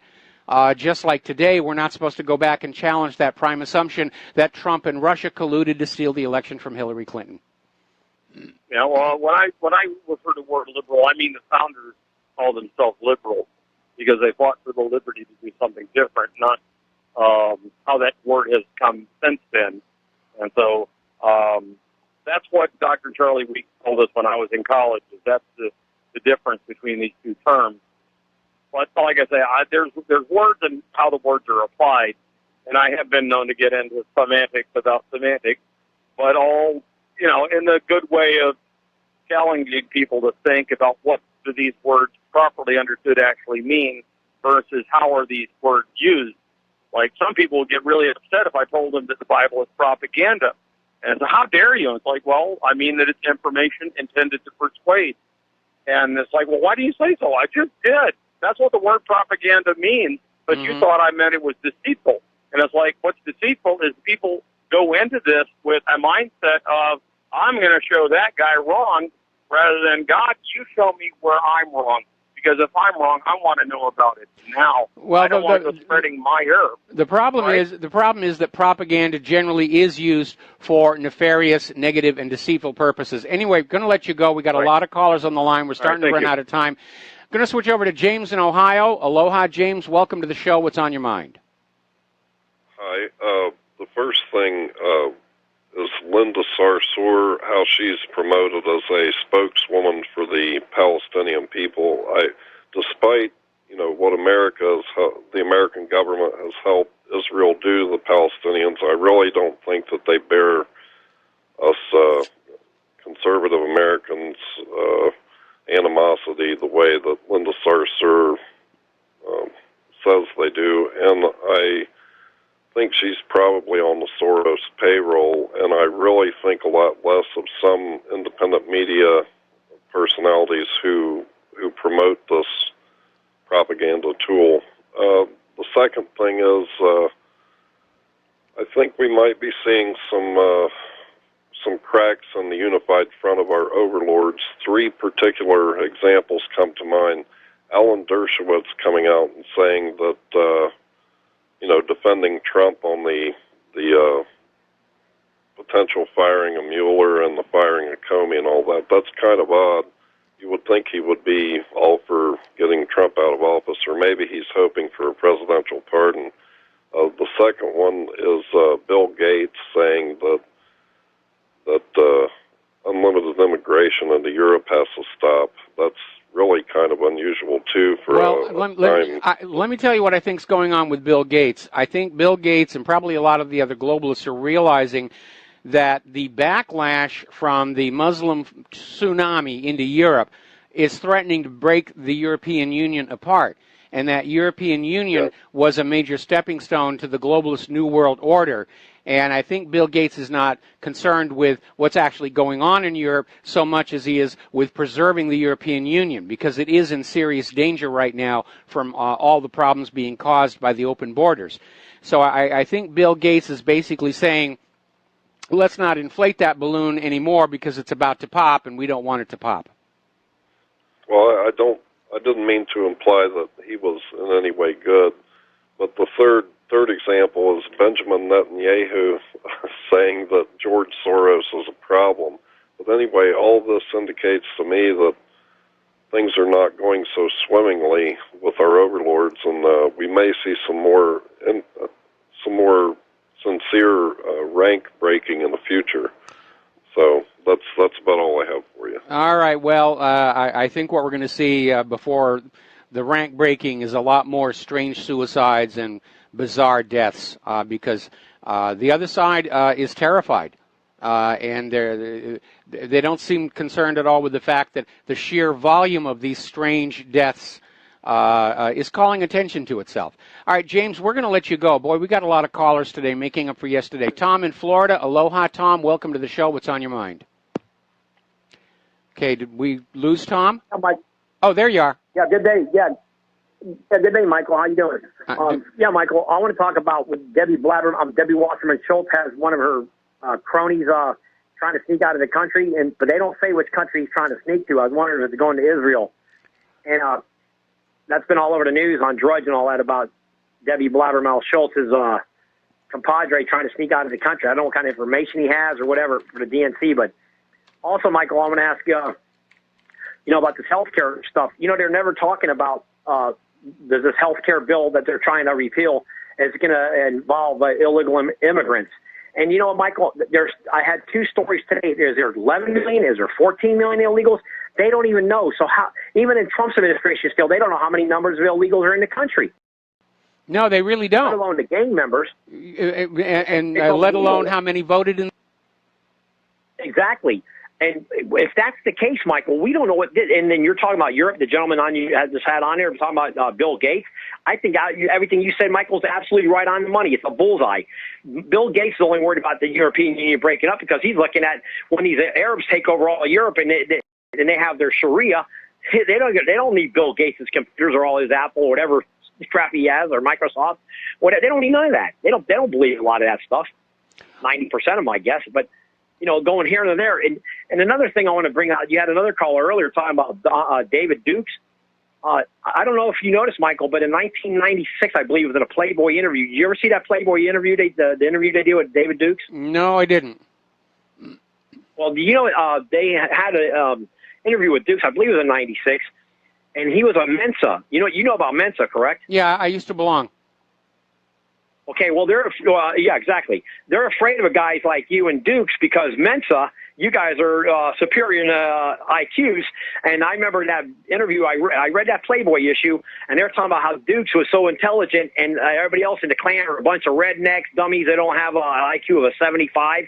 And this guy comes along, and I never forgot that interview. I was reading it, and the one guy says they were afraid that if they had 20 or 30 of guys like Dukes in that kind of movement, that it was frightening. I'm like, I'll never forget that. But I'm saying to myself, but wait a minute, look at all these universities with all these schmucks that go to these universities. All these guys are Mensa? Well, universities? Not everybody at a university is a member of Mensa. I think basically by default, only 2% of the population qualifies for Mensa. Of those people, correct, not all of them join Mensa. Believe it or not, Mensa was actually started as a U.S. government program to identify and be able to track people with high IQs in order to make use of them for government projects. And then the whole thing kind of fell apart when they found out that people with high IQs are not necessarily educated. They're not necessarily driven. They're very difficult to control in many cases. And so Mensa is more of a social club. And I'll tell you, some of the wildest parties I ever went to were at those Mensa conventions. But even I quit after a while because I got tired of all the people who thought having a high IQ all by itself meant the world owed them something. And so I kind of faded away. Michael, one more thing. Gotta let you go. Gotta let you go. Commercial break. We'll be right back. And aloha, America. Welcome back to the show. We're going to take 2 more phone calls, and then we're going to get back to the news because I've got a lot of things to cover before the end of the program today. And let me just get off my own wire here. All right, so we're going to go to Rick in Arizona. Aloha. Welcome to the show. What's on your mind? Hey, Mike. Hey, if Sessions gets fired, it's plain to me that he was tricked out of his Senate seat. Number 2, this guy that was the head of the lead singer of Linkin Park, what is it with all these guys that got it made hanging themselves? I mean, they got either way. They got money. They got women. If they don't like women, they got men. They don't got to work. They're traveling. Was he on prescription? Was he on prescription antidepressants? No, he wasn't. No. He said Trump was worse than terrorism. Number 3, Donald Trump is a front man for the international mafia that doesn't allow Jews in their country. So Trump is allowed to build hotels in countries that Jews can't be in business. That's the front that he puts on. And when they speak of the Russians, that's who they're talking about, the international Jewish mafia, which carries Israeli passports. So I think there's something to the Russian talk, but they're just too scared to really make a... That seems like nobody's going to move against. Seems like a bit of a reach here, and I appreciate your input. Really? I think it needs a little more substantiation. So thank you for the phone call. We're going to go to Robert in Pennsylvania. Robert, aloha. Welcome to the show. What's on your mind? This is a little bit off topic. Hi, Michael. It's nice to talk to you again. I've been trying to donate here, but I'm having a rough time with my I understand fully. Okay. Look, I'm taking my son for a physical, and I remember you talking about the list of vaccinations inside the box, and I asked them. I said, well, there's a list of vaccination. If you're going to give the vaccination, there's a list inside the box. I said, I wonder if I could get that list. And the lady, she went offline, and she came back, and she said, the list is not even on the box. I said, no, it's supposed to be in the box. If it's in the box, I'd like to get my hands on the ingredients. And they're throwing me a wild card. Is it in there? I mean, is it supposed to be in there? There's supposed to be a package insert inside with the vaccine. It's on very thin paper and very tiny type. It doesn't have the ingredients, but it does have a list of contraindications that are required by the FDA. And everybody has a right to look at those. And if you can't get it from the package insert because somebody threw it away, over at the FDA's own website, you can go there, and there is a search engine. You can put in the specific medication or vaccine, and you will get the official FDA warnings about it. And we know the FDA is compromised, but there are still some people in there who are, having to put the truth out there. And they'll put out this idea that, vaccines will come with these warnings, can lead to autism and neurological damage. Unfortunately, if you're in one of those states where the vaccines are now mandatory, you don't have any more choice. The doctors can pump your kids full of this stuff without your permission. It can permanently damage your child, and if it does, you can't sue the vaccine makers. Where do I find out if it's mandatory in PA?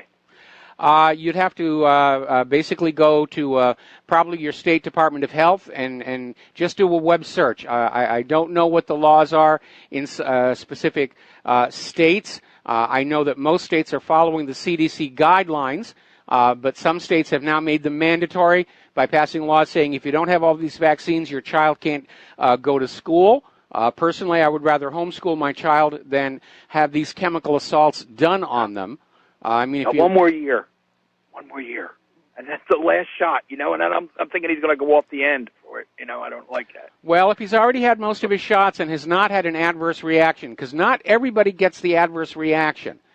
What we're dealing with is a pharmaceutical industry that has a one-size-fits-all approach to formulating these chemicals. But we're all different based on, our DNA. The fact that we have different blood types that are incompatible should tell you that we're not all the same human being that they can pump identical chemicals into. And in the future, hopefully, with a more mature approach to this, medications will be tailored to the genetic makeup of the patient so that these adverse reactions can be avoided. I feel better. I feel much better. Thank you. All right. Thanks an awful lot. We're going to let you go. We're going to close the phone lines for a little bit here, and we're going to be back after these words from our sponsors. Aloha, America. Welcome back to our show here. Now, let's take a look at Venezuela. Obviously, a lot of things going on down there. The recent embargo on their oil is a form of economic warfare. Over at Zero Hedge, they have an article asking, is Venezuela in danger of becoming another Syria? And yes, it is. The U.S. has been trying to seize control of Venezuela going all the way back to Hugo Chavez. And although this is not going to come as a surprise to anybody, the director of the CIA, Mike Pompeo, has admitted the United States is engaged in a program of regime change in Venezuela. Like I said, no big surprise to anybody on that particular one. So, getting on down here, the Venezuelan sanctions. Experts are saying that Trump's embargo of oil coming from Venezuela is likely to have a very unsettling effect on the oil market. Will oil prices go up? Maybe, but most of them are saying there's going to be a lot of chaos, that it could trigger some incredible swings as the dynamics of supply and demand change drastically. Over in the Philippines, interesting article, this is in USA Today. As it loses in Syria and Iraq, ISIS establishes a new beachhead, the Philippines. Now remember, all the way back when Obama chastised the Philippines for taking a hard line on drug crime. And everybody was saying, why are you doing that? It's their country. They've got a serious drug problem down there. And if they want to take a hard line with the drug dealers and drug smugglers, why shouldn't they? And Obama went down there and said, don't you do that. Don't you dare get in the way of the CIA's drug trade. And it does look like, based on this, ISIS is now in the Philippines, because ISIS is the justification for U.S. interventions. That's the new one. ISIS is over there, we have to invade. ISIS is over here, we have to invade. So the translation of this article is the U.S. is going to invade the Philippines and kick Duterte out. And Duterte is basically out there. All of a sudden, there's ISIS and communist rebels. They are now the opposition to Duterte. So this is already smelling like another CIA covert regime change, although it's not all that covert because we see what it is that they're doing. And I'm sure Duterte does, as do other world leaders. Over at Al-Aqsa, the clashes are continuing over the Israeli restrictions. Now, Israel did take out the metal detectors, but they replaced them with TV cameras, which the worshippers at the mosque are still finding very offensive, along with the presence of the Israeli troops. And the Al-Aqsa administrator is urging worshippers to refuse to enter the holy site as a protest until all of Israel's restrictions have been reversed. And that includes the restriction that says only worshipers over the age of 50 may go on in. Now remember, Israel does not actually have legal jurisdiction over the holy site. It is basically managed by this religious committee with representatives of the major religions. It is in what is technically, under UN Security Council resolution, Palestinian territory. So Israel really did not have any authority to send their forces in there, put up metal detectors, nail up TV cameras, or anything. Meanwhile, provoking and enraging and inflaming the situation even more, Israeli settlers have occupied an historical building in the West Bank city of Al-Khalil, Hebron. And apparently they have entered this restricted building adjacent to the Cave of the Patriarchs, and they're basically seizing and holding the building. Now, the Cave of the Patriarchs is believed to be the burial site of many biblical figures, including Abraham himself. So, again, the settlers from the, and I stress this, illegal settlements, are out there just trying to fan this up. Over to the Jerusalem Post, and this is not going to surprise anybody, they're running a story. With Syria in pieces, it's time to recognize Israel's annexation of the Golan. And apparently Michael Oren is out there saying it's time for the world to recognize the Golan Heights as a part of Israel. And because Syria is fragmented with ISIS here and Assad over there, there is no Syria to negotiate with. So let's just by default say that the Golan, with all of that oil and gas, is now the property of Israel. And that's why Israel is still supporting the terrorists in the south of Syria. Now, here's an interesting story. We've all been shocked by the revelations of the torture that was being used by the United States, by Great Britain, on basically what were innocent Iraqis. I mean, that is really a black mark on the soul of the United States government, assuming they actually have one, that they were grabbing innocent Iraqis and torturing them to death to find weapons of mass destruction that never existed. Something for all you Kafka fans out there to be thinking about. But it turns out recently disclosed evidence shows that British forces in Northern Ireland during what was called the Troubles were using waterboarding and electric shock treatment on their detainees. And this is probably going to have implications on Irish-British relations, along with human rights law. So the reality is this has been going on for a long time. It was supposed to be hidden from you so that the U.S. government, Great Britain, could say, we're the good guys. But we know that torture was being used all the way back. There were waterboarding prisoners in Vietnam. Now, once again, we're seeing the military try and close ranks and protect their reputation. There was, earlier in the year, a ballistic missile intercept test failure. This was on June 22nd, actually just over a month ago, and it involved a Standard Missile 3 launched from an Aegis guided missile destroyer. And it failed miserably, and the U.S. Navy has decided that it was a sailor made a mistake, that the weapon systems are perfect, they never fail, and the only reason the test failed, it was human error, it was a gay, suicidal sailor's fault. And I use that phrase because looking back on the disaster at the gun turret on the USS Iowa, and how the official story still is that a gay sailor who was suicidal, who had just recently transferred onto that ship, decided to blow the ship up and everybody in the turret. Even though the Navy's own tests had shown that the gun propellant being used had become unstable due to improper storage and could be detonated by the ramming process. But we never make mistakes, so it had to be the dead gay sailor. I think this is more of the same here. All right, apparently Donald Trump just got done with an announcement that Foxconn, which is a company that manufactures many of the Apple products, is opening a new manufacturing plant in Wisconsin. And that is a good thing.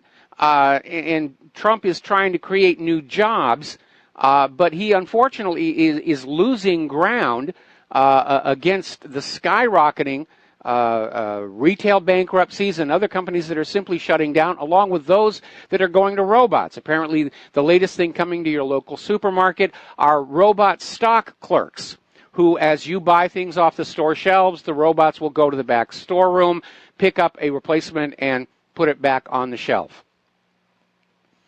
So it almost seems like for every one job Donald Trump manages to create, 1,000 more jobs are lost. Right now, more than a third of California households have virtually no savings and are one disaster away from financial ruin and homelessness. Student loan debt has increased almost 500% since 2003. They've taken education and turned it into yet another, plunge those young people onto that barbed debt hook as hard and as early as we can and never, ever, ever let them off. And that leads to this article that's over on Zero Hedge. And this is saying something that I've been saying for a very long time. The central banks are not fixing the financial crisis.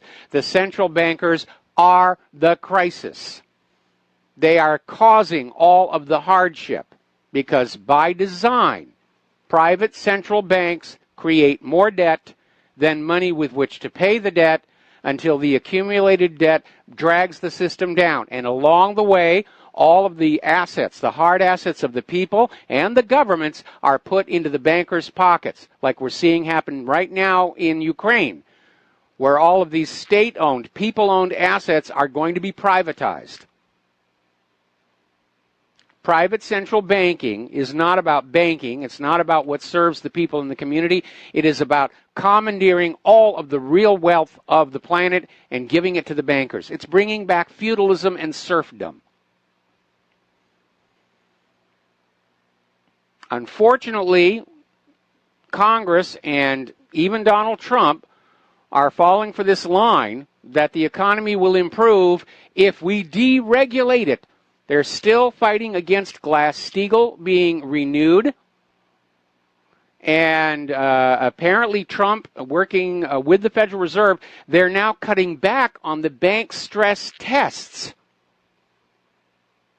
so that the banks are going to have to keep significantly less reserve capital. There's going to be no resiliency in the event of another downturn. They're just going to start collapsing. But right now it gives them more money because the banks are desperately in need of enticing more people into debt. Because the potential borrowers with good credit and easy access to financing are not interested in going further into debt. They don't have confidence in the future. So once again, the bankers, the mortgage companies, the car loan companies are going subprime. They're selling loans to people who are really not in a position to repay them. But it looks good on the balance sheets right now. And when it all falls apart down the road, they'll just blame somebody else for it. Article out of shtfplan.com basically saying that there is an effort right now to undermine and tear up the Constitution as the economy nears collapse, because there will be a public outcry when it happens. And by the way, that's one of the reasons why the domestic police force are being trained by these Israeli security companies to basically be brutal oppressors. They're being trained to put down a popular uprising against the bankers when it happens. All of the warning signs are out there to see. Apparently, bank spokesman Andy Gert is out there saying, we're declaring war on cash. By golly, all that money belonged to us. And we'll let you play with some of it if you work hard enough, but it's really all of our money. Okay. All right. Another indication that things are changing dramatically in the global economy. Head of the IMF, Christine Lagarde, is saying that the IMF is considering moving its headquarters from Washington, D.C. to Beijing. And the move may happen in the next decade, looking at the growth trend in China and other emerging markets versus the very obvious signs of a decline here in the United States of America. The IMF has grown very rich off of the U.S. and, for that matter, Europe, but they've got no loyalty. When the pickings get better in China, they're going to be gone. Right now, 80% of the U.S. population is burdened with debt. They're anxious about job security. By many measures used around the world, the U.S. has already declined to developing nation status. We don't have the manufacturing we used to have. Nobody wants our agriculture. The middle class and working class have been impoverished. We have an extremely wealthy elite. We do look like a banana republic by many measures. Article out of Nallert blogspot. One reason Illinois is in trouble, they have 63,000 public employees that have more than $100,000 a year salaries. That's $10 billion to the taxpayers right then and there. And that's one of the big scandals. People who manage to get into that government job situation are paid anywhere between 40 and 50% more than private sector workers doing the exact same job. And the reason the government does that is basically to buy their loyalty.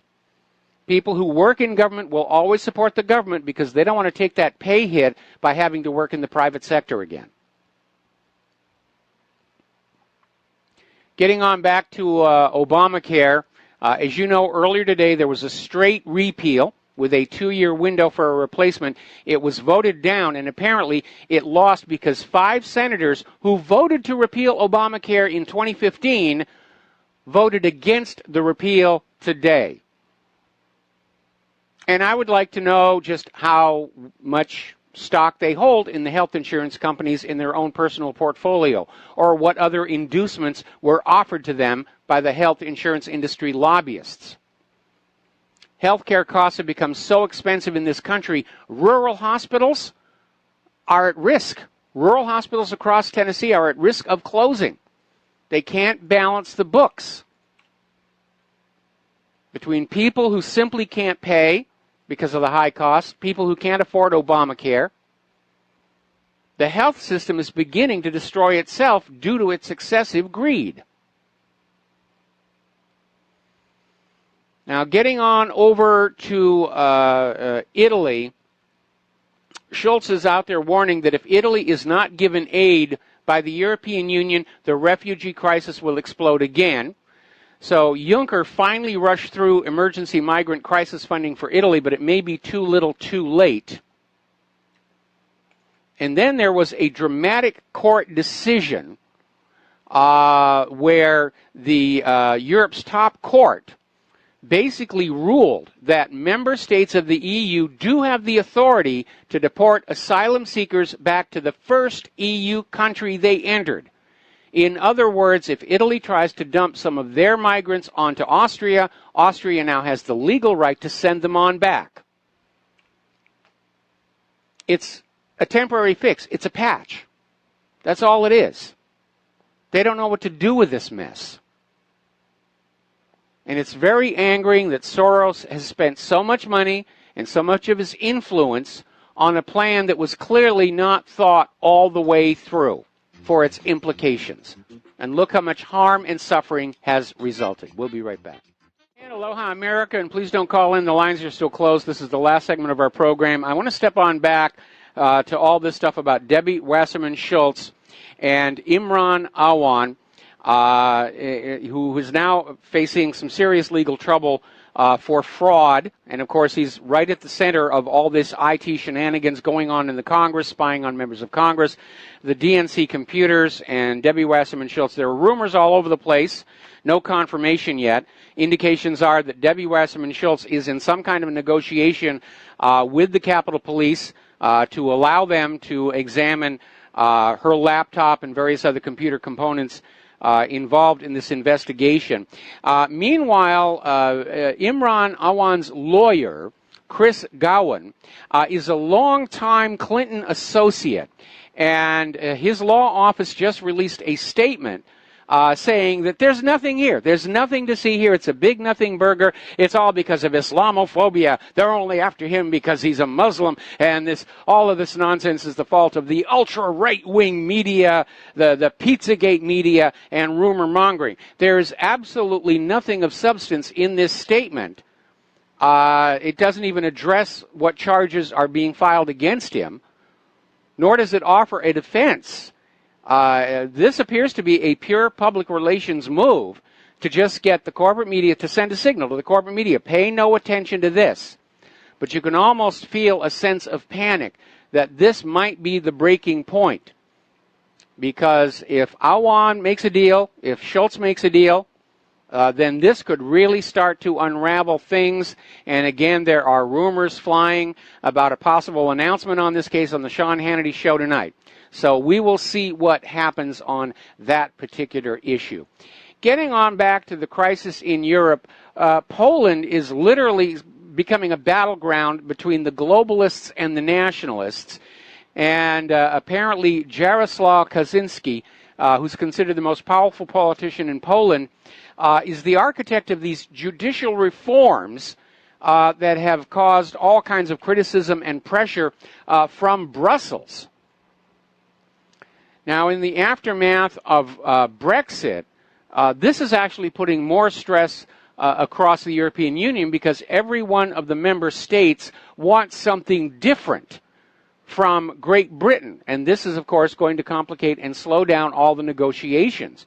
But it's showing how much these member states of the EU are straining against each other. Meanwhile, over in Vienna, Austria, apparently the Chechens and the Arabs are clashing on the streets with baseball bats, just running around, rioting, clubbing each other, and I think it's time we have a 15-day waiting period for all sporting items. Apparently people in Europe are getting fed up with Angela Merkel acting like Germany's actually in charge of the EU. And apparently Merkel's being accused of treating Macron like he is her student. I don't know, maybe she wants to marry him or something down the road. But everyone's starting to tell Merkel, stop telling everybody else what to do. And when you look at what's going on in Germany, Merkel's not really doing a good job for Germany. Why would anybody listen to her in terms of what to do across Europe? Okay, there's the music. Time for me to get on out of here. I got a bunch of stuff to do this afternoon. Stay tuned for John Stadmiller's program. Please take what you learn here, share it with everyone that you know. It does feel like the corporate media, the establishment, are really ramping up against the independent media and the truth tellers, and we need everybody out there telling the truth in order to shout them down. We'll be back tomorrow. Aloha, America.